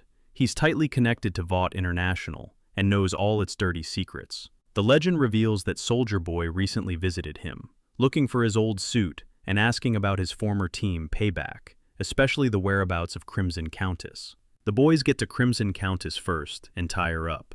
They tell her Soldier Boy is alive, but she's not surprised. It turns out she and the other former Payback members always knew Soldier Boy survived. They made a deal with the Russians, betray Soldier Boy in exchange for nothing. Payback just wanted him gone because he was a jerk, constantly humiliating them and assaulting Gunpowder, who Butcher had accidentally killed earlier. Mother's Milk tells Butcher he wants to personally kill Soldier Boy and get revenge for his mother's death, but Butcher sees it differently and sedates him. When Soldier Boy arrives, Butcher informs him that Crimson Countess is already caught. Soldier Boy enters the house and tells her he loved her, but she betrayed him and colluded with the Russians. Crimson Countess admits that the entire Payback team betrayed him because no one liked Soldier Boy. Remember, Soldier Boy was as much of a jerk as Homelander is today. Without hesitation, Soldier Boy kills her. Meanwhile, Homelander tells Maeve he doesn't like Mole, and also reveals he knows about her secret meetings with Butcher. In the end, he locks Maeve in the superhero jail inside Vought International. The biggest news hits: Soldier Boy is back, and he killed Crimson Countess. Surveillance footage with his face spreads across the internet. Learning Soldier Boy is alive, Black Noir, who has been quiet and calm all this time, removes his tracking chip and disappears without explanation. The Deep immediately realizes why Black Noir vanished and tells Homelander that Soldier Boy will likely hunt the rest of his old Payback team. Meanwhile, Nina kidnaps Kimiko along with Cherie, Frenchie's ex-girlfriend, and puts Frenchie in an impossible position. He has to choose who lives and who dies. Even as a normal human, Kimiko frees herself and takes out Nina's men. Nina barely escapes at the last moment. Butcher and Hughie take Soldier Boy to a hotel and give him something to eat. Butcher wants to strike a deal. He'll help Soldier Boy eliminate the former Payback members who betrayed him, but in return, Soldier Boy has to add one more target to his list: Homelander. Soldier Boy insists he can find Payback on his own, but Hughie points out that Soldier Boy doesn't even know what the internet is, and would spend years hunting them without help. Soldier Boy agrees to cooperate, promising to go after Homelander once all of Payback is dealt with. That evening, Butcher and Hughie attend the Herogasm event at a mansion in Vermont, hunting the next Payback members. Herogasm is the annual gathering where superheroes meet to test themselves against each other. Right at the center of the chaos, Soldier Boy appears. Tommy and Tessa, the twins, immediately recognize their former captain. Panic sets in, and in the commotion, they reveal that Soldier Boy's betrayal was originally Black Noir's idea. Soldier Boy doesn't believe them and unleashes a massive energy blast, destroying the mansion. Tommy and Tessa die instantly, along with many other superheroes, and the survivors are severely injured. Homelander arrives on the scene immediately. Butcher and Hughie now have Compound 5 powers. Soldier Boy and Butcher stand together, ready to take on Homelander. Homelander tells Soldier Boy that he was his childhood hero. The battle begins. Hughie joins Butcher's side. It's 3 against 1. Homelander, used to being untouchable, takes real hits for the first time and fights genuinely. The trio manages to overpower him. In the end, Soldier Boy charges a huge energy blast aimed directly at Homelander, which could strip him of his powers. At the last moment, Homelander pushes the trio away and barely escapes. This proves once and for all that Homelander can be beaten. Meanwhile, A-Train finally takes revenge on Blue Hawk for what happened to his brother. He grabs him and drags him down the road at super speed. Blue Hawk dies instantly, but the extreme speed overwhelms A-Train's heart, and he collapses on the spot. Starlight goes live on Instagram, admitting to everyone that she's not in a relationship with Homelander, and calling him the worst superhero she knows. She adds that Homelander killed Maeve and countless other heroes and civilians. At the same time, Black Noir hides from Soldier Boy in a secret underground hideout, interacting with imaginary friends that look like Disney characters.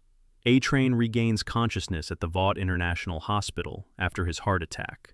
Ashley explains that Blue Hawk's body was found nearby and that A-Train received a heart transplant from him. Elsewhere, Butcher, Hughie, and Soldier Boy hunt down Mindstorm, another former Payback member. But as soon as they reach him, Mindstorm invades Butcher's mind, knocking him out. We get a glimpse of Butcher's past. His abusive father made his childhood unbearable and beat both him and his brother Lenny, which eventually pushed Butcher to run away. After Butcher left, his father focused on Lenny, ultimately driving him to suicide.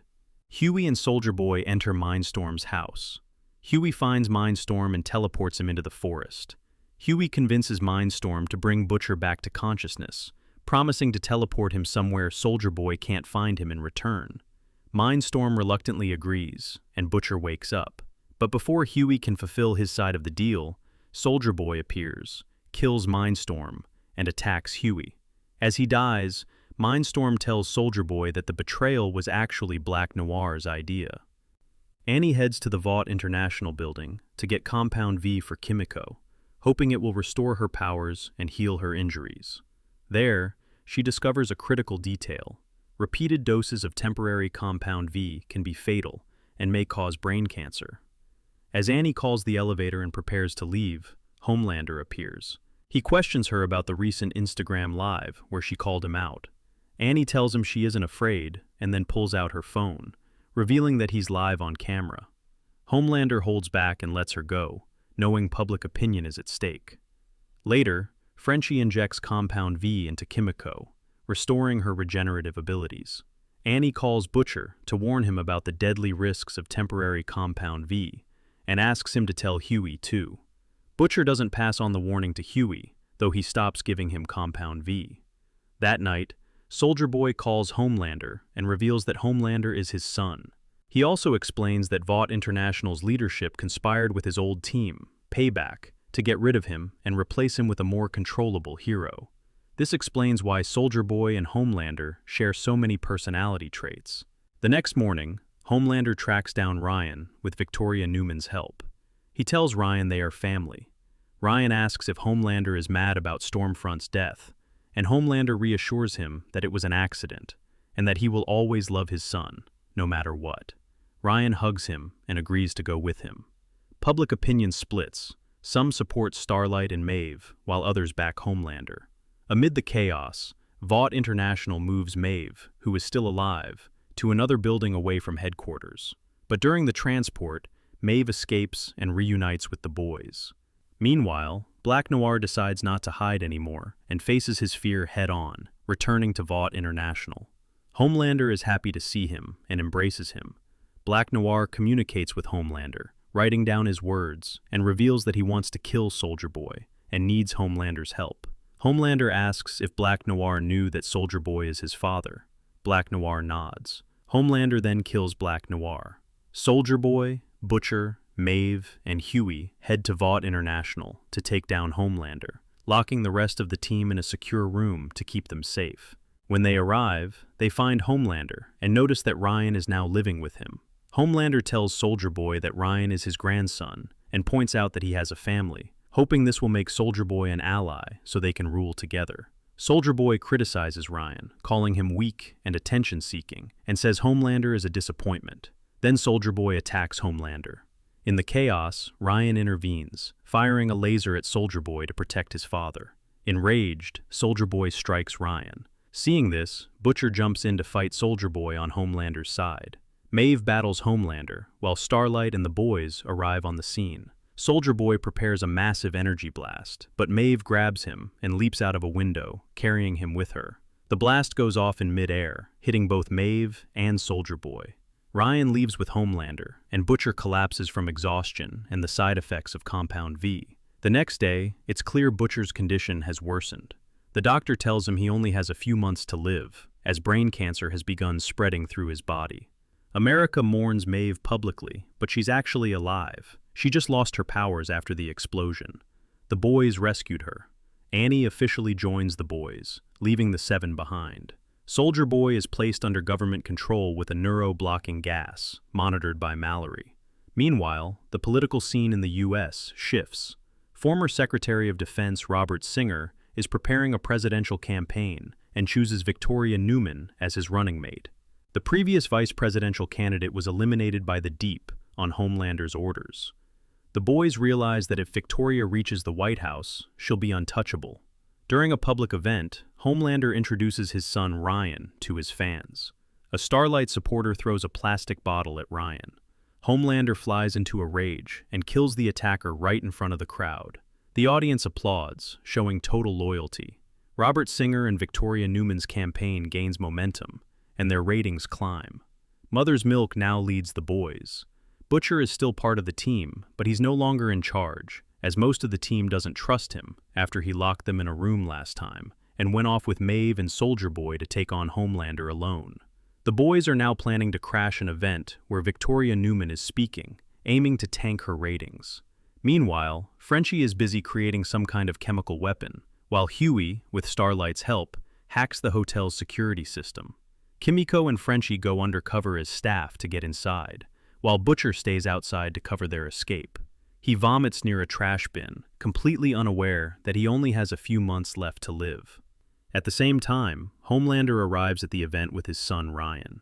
The boys didn't expect him at all. Homelander sends Ryan off to get ice cream with Victoria Newman's daughter, then pulls Victoria aside for a tense private conversation. Victoria doesn't trust Homelander, so she secretly gave her daughter Compound V to grant her powers and keep her safe. Frenchie and Kimiko manage to break into Victoria's suite and try to poison her through her personal items. But things go sideways when Zoe walks in. She immediately senses something's wrong, and without hesitation, unleashes her powers. Huge tentacles with sharp teeth shoot out of her mouth.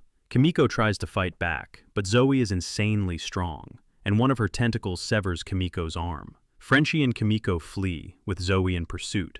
They eventually jump out the window. Starlight attempts to use her new flying powers to catch them, but she's inexperienced. She manages to grab Frenchie, but Kimiko falls to the street. Her body is badly damaged, but she slowly regenerates and gets back on her feet. Meanwhile, Hughie runs into Victoria by the escape vehicle. She tries to manipulate him, claiming she considered him her best friend. Hughie seizes the moment and throws the chemical in her face, but it does no real damage. Her skin is completely unharmed. Only her clothes suffer. Victoria threatens Hughie, warning that if he exposes her secret identity, she'll kill everyone he cares about. At that moment, Butcher appears from behind and shoots Victoria in the head, but she doesn't die. Her body is bulletproof. Victoria made herself nearly invulnerable. The mission fails, and Victoria goes on to deliver her speech successfully. The next day, Mother's Milk is called to a meeting with presidential candidate Robert Singer and the CIA leadership. They are displeased with the boys' failed mission. Robert Singer realizes that Victoria Newman is a head shoveler, and if the election happens, she'll kill him to claim the presidency for herself. Outside, Butcher runs into an old friend from the past, Joe Kessler. Kessler urges Butcher to stop obsessing over Victoria and focus on the real mission, taking down Homelander. Meanwhile, Homelander faces a personal crisis. He realizes he's aging, and it unnerves him. He even starts collecting his gray hairs in a jar in his room. He notices that everyone around him is too afraid to be honest, leaving him feeling surrounded by falsehoods. While scrolling through superhero profiles, he notices Sage, known as the smartest person on Earth. Homelander visits her apartment in normal clothes, without his suit. Sage immediately reads him. She points out that his stylist dyes his hair, and deduces that Homelander is anxious about aging. He opens up about feeling irrelevant. Sage advises him to turn society against himself first, then position himself as the solution to the problems. Homelander is so impressed that he offers her a spot in the Seven. Sage initially refuses, not wanting fame or media attention, but Homelander persuades her, and she joins. Meanwhile, Butcher secretly meets with Victoria and proposes a deal. He tells her he knows about a virus being developed to kill superheroes, though it's not ready yet. He offers to team up to take down Homelander. Victoria agrees, but first demands leverage. She asks for the Red River Institute files against her that Hughie keeps on his flash drive. At the same time, Hughie learns his father has suffered a stroke. He rushes to the hospital and finds him in a coma, sitting by his side unsure if he'll wake up. Suddenly, his mother appears. Meanwhile, Frenchie grows closer to a man named Colin. We also learn that Monica and Mother's Milk are divorced. Mother's Milk keeps an eye on his ex-wife's husband, Todd, because Monica said he's acting strangely. Todd has become a devoted Homelander fan and, along with some other supporters, is invited to a private meeting with Homelander. But it's a trap. Homelander orders the Seven to beat his fans with baseball bats. At first, it seems like a joke, but Homelander is serious. The Seven carries out the order, and a satisfied Homelander flies away. Later, a court hearing takes place over Homelander killing an ordinary citizen who threw a plastic bottle at Ryan. Outside the courthouse, supporters of Homelander and Starlight clash. Amid the chaos, A-Train delivers the bodies of Homelander's fans to the scene, making it appear that Starlight's fans committed the murders. Starlight tries to stop the violence, but it's futile. The media later reports that Starlight's fans killed 3 of Homelander's supporters. It turns out this was all Sage's plan. Homelander himself remains free thanks to his connections. Meanwhile, Butcher sits alone in front of his computer, facing a tough decision. He's staring at the stolen files on Victoria Newman's crimes. Suddenly, He hears Becca's voice in his head, and then sees her, a hallucinatory reflection of his guilt and conscience. Becca urges him to find a better way to save Ryan than handing the files over to Victoria. In the end, Butcher takes a different route. He sends Victoria his own backside instead of the files. The deal is officially off. The next day, Vought International releases another staged superhero biopic, this time about A-Train. The film tries to portray him as heroic with a touching backstory, but it all comes off fake and overdramatic. The script is entirely fabricated, yet the public is led to believe it's real. A-Train is visibly upset by the whole thing. At the hospital, Hughie talks to his mother, whom he hasn't seen in years. She acts like nothing happened, which frustrates him even more. Then she drops a shocking detail. Hughie's father gave her legal authority over his medical decisions. Hughie is upset that his father trusted her instead of him, and he walks out. Meanwhile, Butcher tells the boys that he has a brain tumor and only a few months left to live. The team is stunned. Mother's Milk pulls Butcher aside for a private talk and tells him he's out of the team. He now sees Butcher as a threat rather than an ally. Meanwhile, inside Vought International, a new business plan is forming around Ryan. The leadership wants to turn him into a full-fledged superhero, and even has a marketing team design him a superhero costume. But Sage immediately challenges this. She explains that Ryan is special, the first naturally born superhero, which makes him unique. According to her, he shouldn't just be presented as a copy of Homelander. He needs his own identity. Sage pushes the idea of Ryan as the chosen one, someone set apart from the other superheroes and completely unique. Homelander, of course, doesn't like this. He wants Ryan to be tied to him, not separate. But Sage stands firm, telling Homelander that this is better for Ryan. Unlike others, she isn't afraid to speak the truth. Later, Sage advises the Deep to stand up for himself and not let others walk all over him. Meanwhile, Vought produces a mini-film to launch Ryan's superhero image, with him rescuing a kidnapped girl. Actors are hired, the scenario is carefully staged and rehearsed, but Ryan feels uneasy. He can tell it's not real. During a break in filming, Homelander urges Ryan to hit the kidnapper harder. Ryan swings too hard, and the actor playing the kidnapper instantly dies. Ryan is horrified at what he's done. Meanwhile, the boys get intel from Mole at Vought International that Sage is working for Homelander and that she'll be at TruthCon today. Mother's Milk, Kimiko, Frenchie, and Butcher, who wasn't invited, head to the convention. TruthCon is packed with extreme superheroes holding Nazi beliefs, all fans of the late Stormfront. One figure stands out, a superheroine nicknamed Firecracker. Charismatic, aggressive, and fully committed to her Nazi ideology, she spreads her beliefs and rallies strong support from the crowd. Sage spots her potential, not because of her powers, but because of her confidence, charisma, and speaking skills. The boys are trying to find Sage to kidnap her, since she's Homelander's main strategist. But Sage, Firecracker, and her followers spot the boys first. Sage calmly notes that she knows about their plan to abduct her. Then she leaves the room, and Firecracker orders her followers to attack the boys. A brutal fight erupts. A man called Splinter clones himself, creating dozens of identical copies. Outnumbered, the boys retreat, and the battle spreads throughout the building. Just as Firecracker's henchmen capture them, Butcher unexpectedly joins the fight. Swinging a crowbar, he knocks out several clones, letting the boys break free. He orders them to leave, but they refuse to abandon him. During the fight, Mother's Milk and Butcher take out the original Splinter. Once he's down, all the clones collapse, ending the battle, while Firecracker escapes. After the chaos, Frenchie spends the night with a man named Colin, though their past has a dark shadow. Years ago, Frenchie, following Nina's orders, killed Colin's family. Meanwhile, Kimiko starts seeing a therapist, struggling with trauma from her kidnapping and the death of her younger brother Kenji. At the hospital, Hughie confronts his mom, blaming her for leaving him and his father. He makes it clear he doesn't trust her and that she won't make medical decisions for his father without him. Meanwhile, Butcher talks to Mother's Milk. He asks for one thing: help saving Ryan. It's all he wants to do before he dies, but Mother's Milk refuses, believing it's already too late to save him. Vought International organizes a massive rally. Hundreds of people gather, split between Homelander's ultra-right supporters and Starlight's liberal fans. Homelander takes the stage, calling Starlight's fans anti-American traitors, while praising his own crowd as true Americans and Patriots. Then he unveils the updated lineup of the Seven.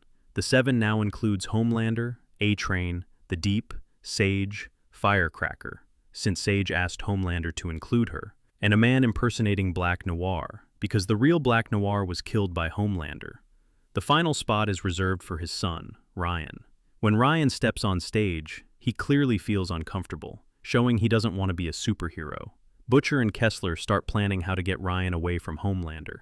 Butcher suggests luring him into a house, giving him cookies laced with a sedative, and then tying him up. Kessler agrees. Sage continues to irritate Homelander by speaking her mind without fear. Firecracker handles questions from the press. Meanwhile, an unknown man shows up at Starlight's headquarters, claiming to be a Homelander fan. He pulls a weapon and accuses Starlight of kidnapping children and hiding them in the basement, demanding to see the victims. Frenchie manages to disarm him. At Vought International, Sage reveals there's a mole among them. Someone leaked security footage to Starlight. Eventually, Sage tracks down the mole, who tries to explain and defend herself, but Homelander instantly kills her with his laser vision. Ashley is stunned. She finally realizes just how dangerous Homelander is, and immediately drops any thoughts of quitting. Annie visits Vought and peeks into Firecracker's room, getting noticed. Firecracker confronts Annie, bringing up a beauty pageant from 17 years ago. Back then, Annie spread a rumor that Firecracker had a group encounter with the judges, and everyone believed it. After that, Firecracker quit pageants. Now, she threatens to expose Annie's past to the world. Annie apologizes, but Firecracker is relentless, seeking revenge.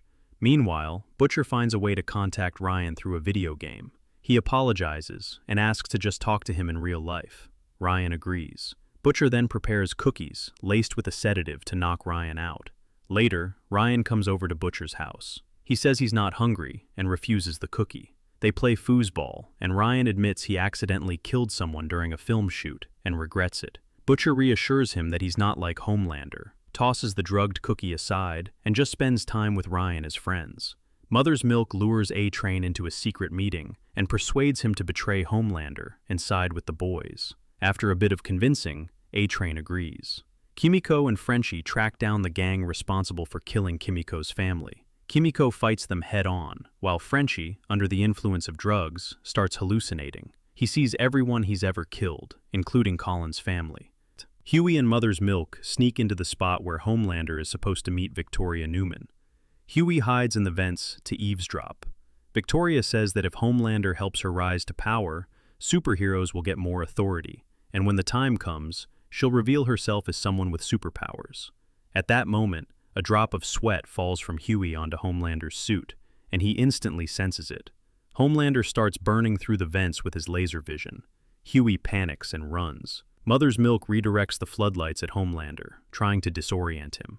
Hughie makes it to the roof, but when Homelander follows, Hughie is gone.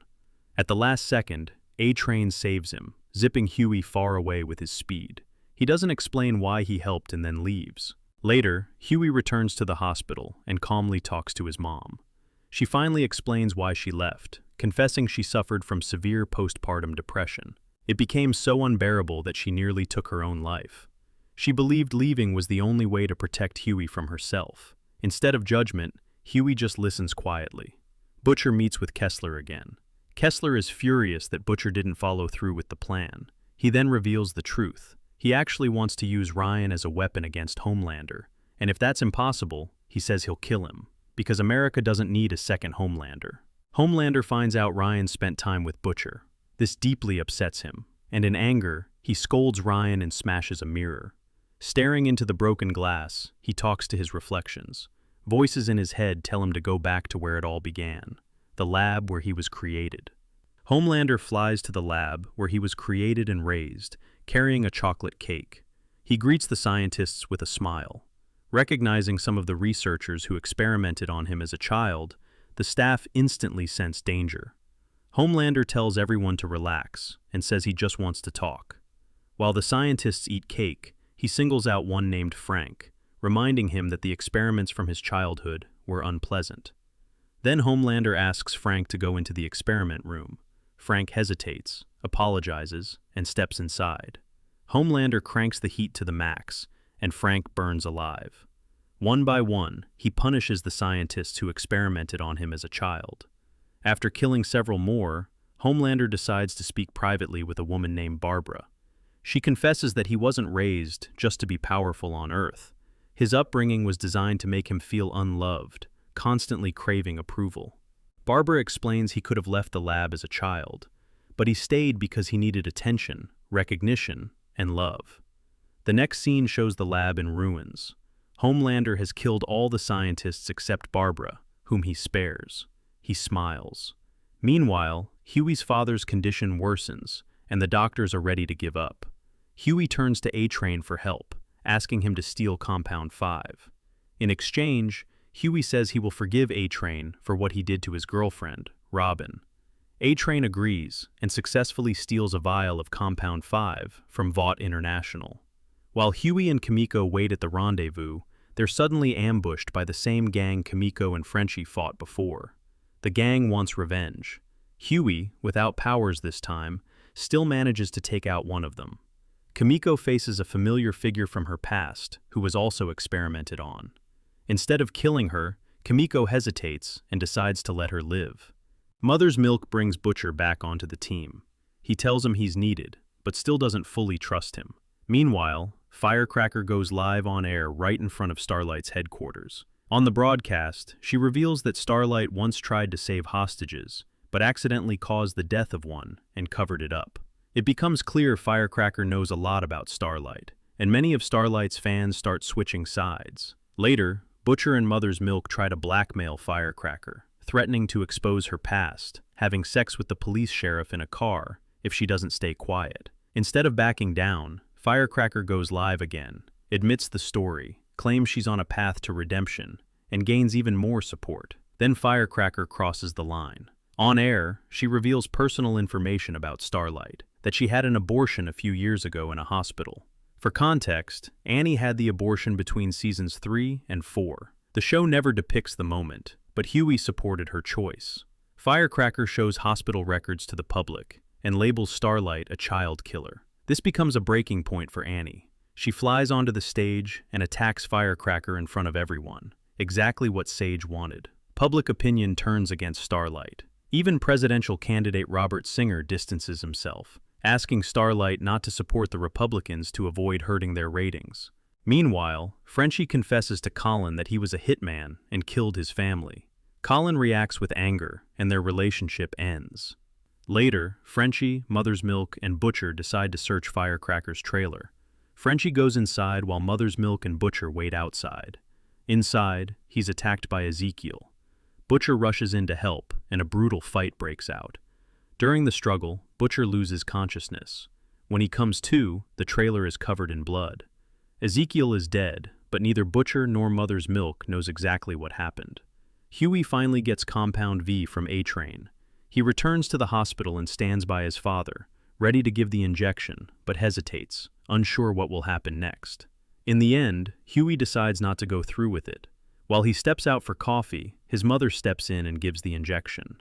Moments later, Hughie's father wakes up. Meanwhile, Sage's unsettling side comes to light. Her brain constantly regenerates and grows, and occasionally it needs a temporary reboot for a couple of hours. She asks the Deep to temporarily harm her own brain, which lets her relax and enjoy simple things. A few days later, Vought International holds the V23 Expo, a superhero corporate event similar to Comic-Con. All of Vaught's heroes are there. Butcher tells the boys about a virus that can kill superheroes, including Homelander.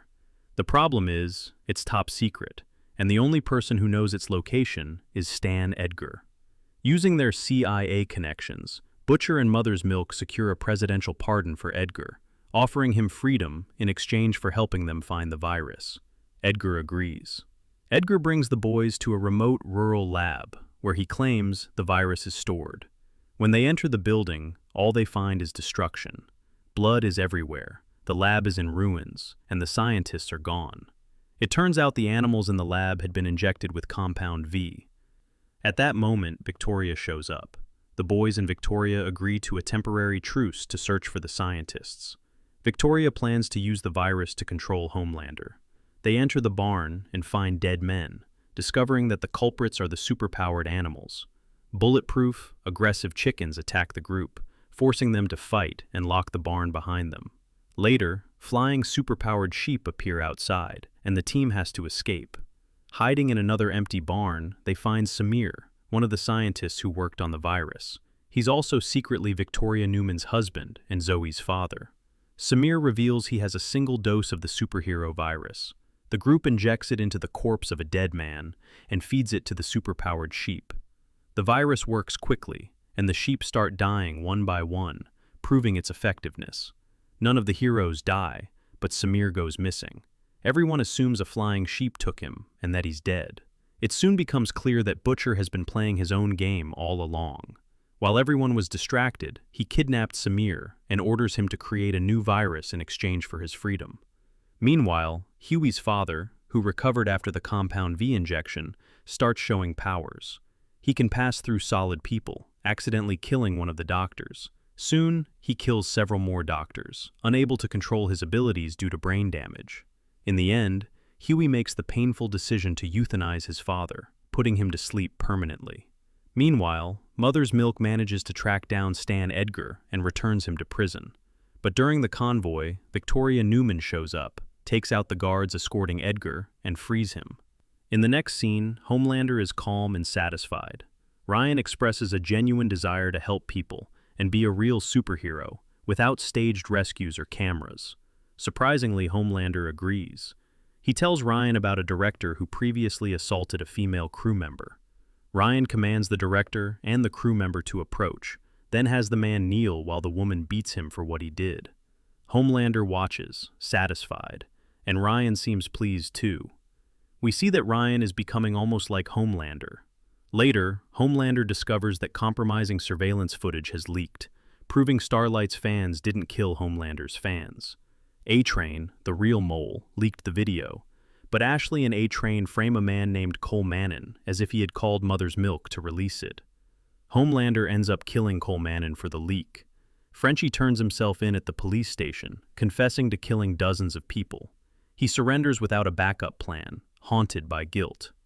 After their father's death, Hughie and his mother start rebuilding their relationship. Later, at an event, Homelander asks Victoria if she knows that her father, Edgar, was released from prison. Victoria assures him he's no longer a threat and can live peacefully. This event is actually part of Sage's carefully planned strategy. Homelander, Sage, and Firecracker interact with conservative politicians, strengthening their influence. The meeting takes place at Tech Knight's mansion. Tech Knight is both a superhero and a billionaire with some personal oddities. The boys plan to infiltrate the mansion. Hughie is disguised in the Webweaver costume, since Webweaver was invited to the party. A few hours earlier, Mother's Milk had found the real Webweaver, sedated him for more than 48 hours, and stole his suit. Once inside the mansion, Hughie begins secretly planting listening devices everywhere. At the party, Hughie quickly realizes the terrible reason Webweaver was invited. He's Tech Knight's personal target for sexual games. Tech Knight leads Webweaver into a secret chamber beneath a room, and Hughie can't contact the team because there's no signal. Reluctantly, he has to play along as Tech Knight's sex object. Ashley is also involved, taking the role of dominatrix. Tech Knight notices Webweaver isn't using their secret word, and begins to suspect that the man under the mask isn't the real Webweaver. When he removes the mask, he realizes he's been fooled.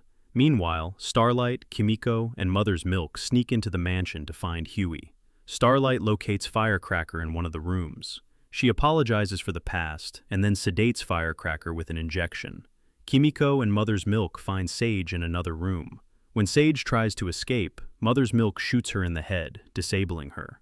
The act triggers a panic attack in Mother's Milk, and he collapses moments later. Kimiko finds A-Train and asks him to take Mother's Milk to the hospital. Starlight and Kimiko then locate Tech Knight, who is torturing Hughie, and rescue him by knocking Tech Knight out. Tech Knight's partner, Ladio, betrays him, shows the boys a laptop, and helps them access Tech Knight's bank accounts. The boys use this leverage to blackmail Tech Knight. If he doesn't reveal Homelander's plans, all his money will go to charity. Tech Knight confesses that Homelander and Sage plan to build multiple prisons across the country to lock up any disobedient superheroes. Meanwhile, we see that Sage survived, but since she took a bullet to the brain, she's temporarily not exactly herself. Homelander addresses influential politicians without Sage's support, pushing the idea of a coup to install Victoria Newman as the new U.S. president. When the politicians ask questions, Homelander can't answer without Sage. That's when Victoria steps in. She takes responsibility for the coup and assures everyone she'll have full control. She promises the politicians more power if they back her, and they agree. The next day, Firecracker tells Homelander that Starlight sneaked into the mansion, sedated her, and killed Tech Knight. Firecracker admits she's been a Homelander fan since childhood, and even took pills to produce breast milk without being pregnant, because she knew about Homelander's breast milk fetish. This brings them closer together. Meanwhile, Kessler and Butcher are still trying to convince Samir to create a virus capable of killing Homelander. But Samir refuses, worried it could wipe out all superheroes on Earth. In a hallucination, Becca appears to Butcher, begging him to abandon the virus plan because Ryan would also die. Kessler argues with Becca, and Butcher realizes Kessler is a hallucination since he's talking to Becca, who has been dead for a long time. After the events at Tech Knight's mansion, Homelander loses trust in Sage and discovers a bug in the mansion. He sets out to find the traitor, and it's Webweaver. Panicking, Webweaver says Mother's Milk stole his costume. Hearing this, Homelander tears Webweaver in half. At the same time, Butcher admits to the boys that Samir didn't die. He kidnapped him to create the virus. He also helped Frenchie get out of prison with Mallory's CIA help, and orders Frenchie and Kimiko to assist Samir in developing the new virus. Later, Mother's Milk restores Butcher's leadership over the boys, and tells him he's planning to leave the country with his family. A-Train shows up at Mother's Milk's house, warning him that running away won't fix anything, and that Homelander will come for him and his family eventually, since he plans to take over the world with an army of superheroes. Meanwhile, the Deep is in bed with his aquarium octopus. Later, he puts the octopus back in the tank, and it tells him it loves him, and that Sage is just using him. The Deep gets angry, and ends up killing the octopus by breaking the tank, letting it suffocate in the air. Back with the boys, Butcher, Hughie, and Starlight decide to track down the sniper assigned to kill Robert Singer. A-Train had given them the tip. When they enter the sniper's apartment, it's empty. Peeking into the storage room, they find the Shapeshifter, a superhero who can copy anyone just by touching them. The sniper, who is the Shapeshifter, escapes from the boys.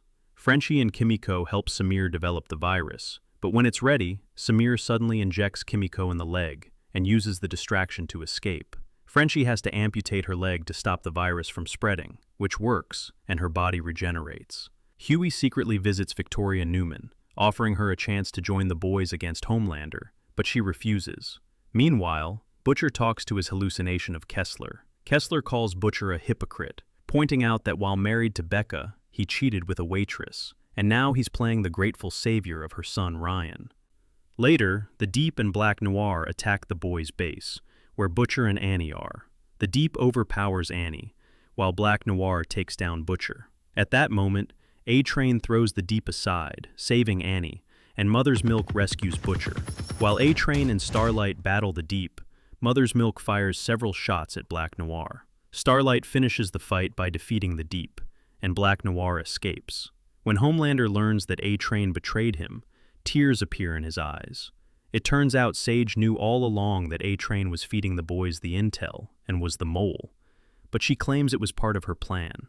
Homelander is furious she kept it from him and fires her, sending her back to her shabby apartment. Meanwhile, Shapeshifter takes on Starlight's appearance, and Hughie doesn't realize it. She knocked out the real Starlight in a cafe bathroom and locked her in an abandoned house.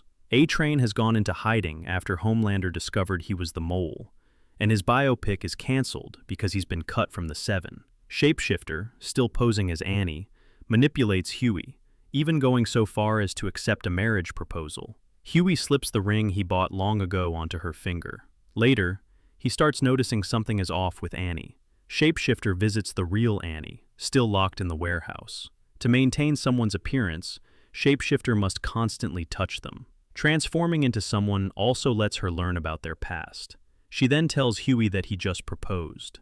In the next scene, the boys are holed up in Robert Singer's bunker, protecting him from Shapeshifter, but they don't realize she's already inside, disguised as Annie. Eventually, Hughie notices the clue, Annie never sweats, and realizes who it really is. He rushes to warn Mother's Milk, but it's too late. Shapeshifter senses she's been discovered and attacks.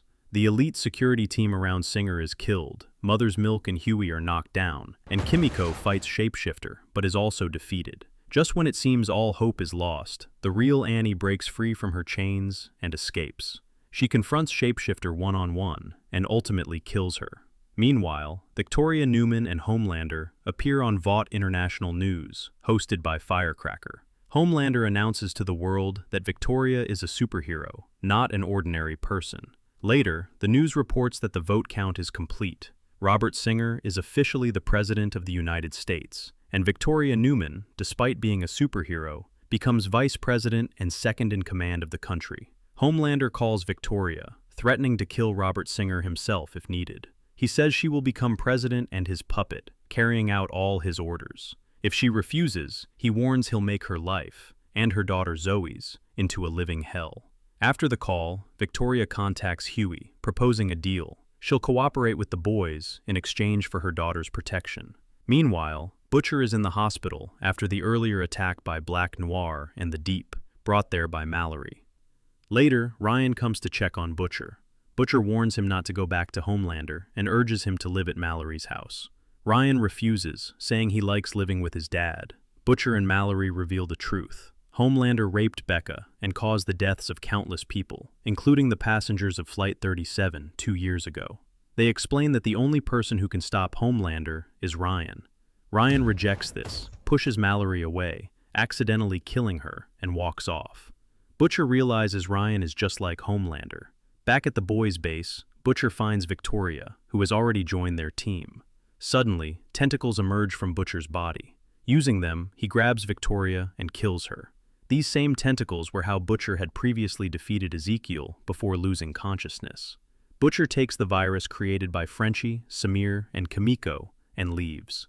At Vought International, Homelander orders the Deep, Black Noir, and Firecracker to eliminate anyone who might expose him in the future, including everyone at Vought. Ashley realizes she's in danger and, in desperation, injects herself with Compound V.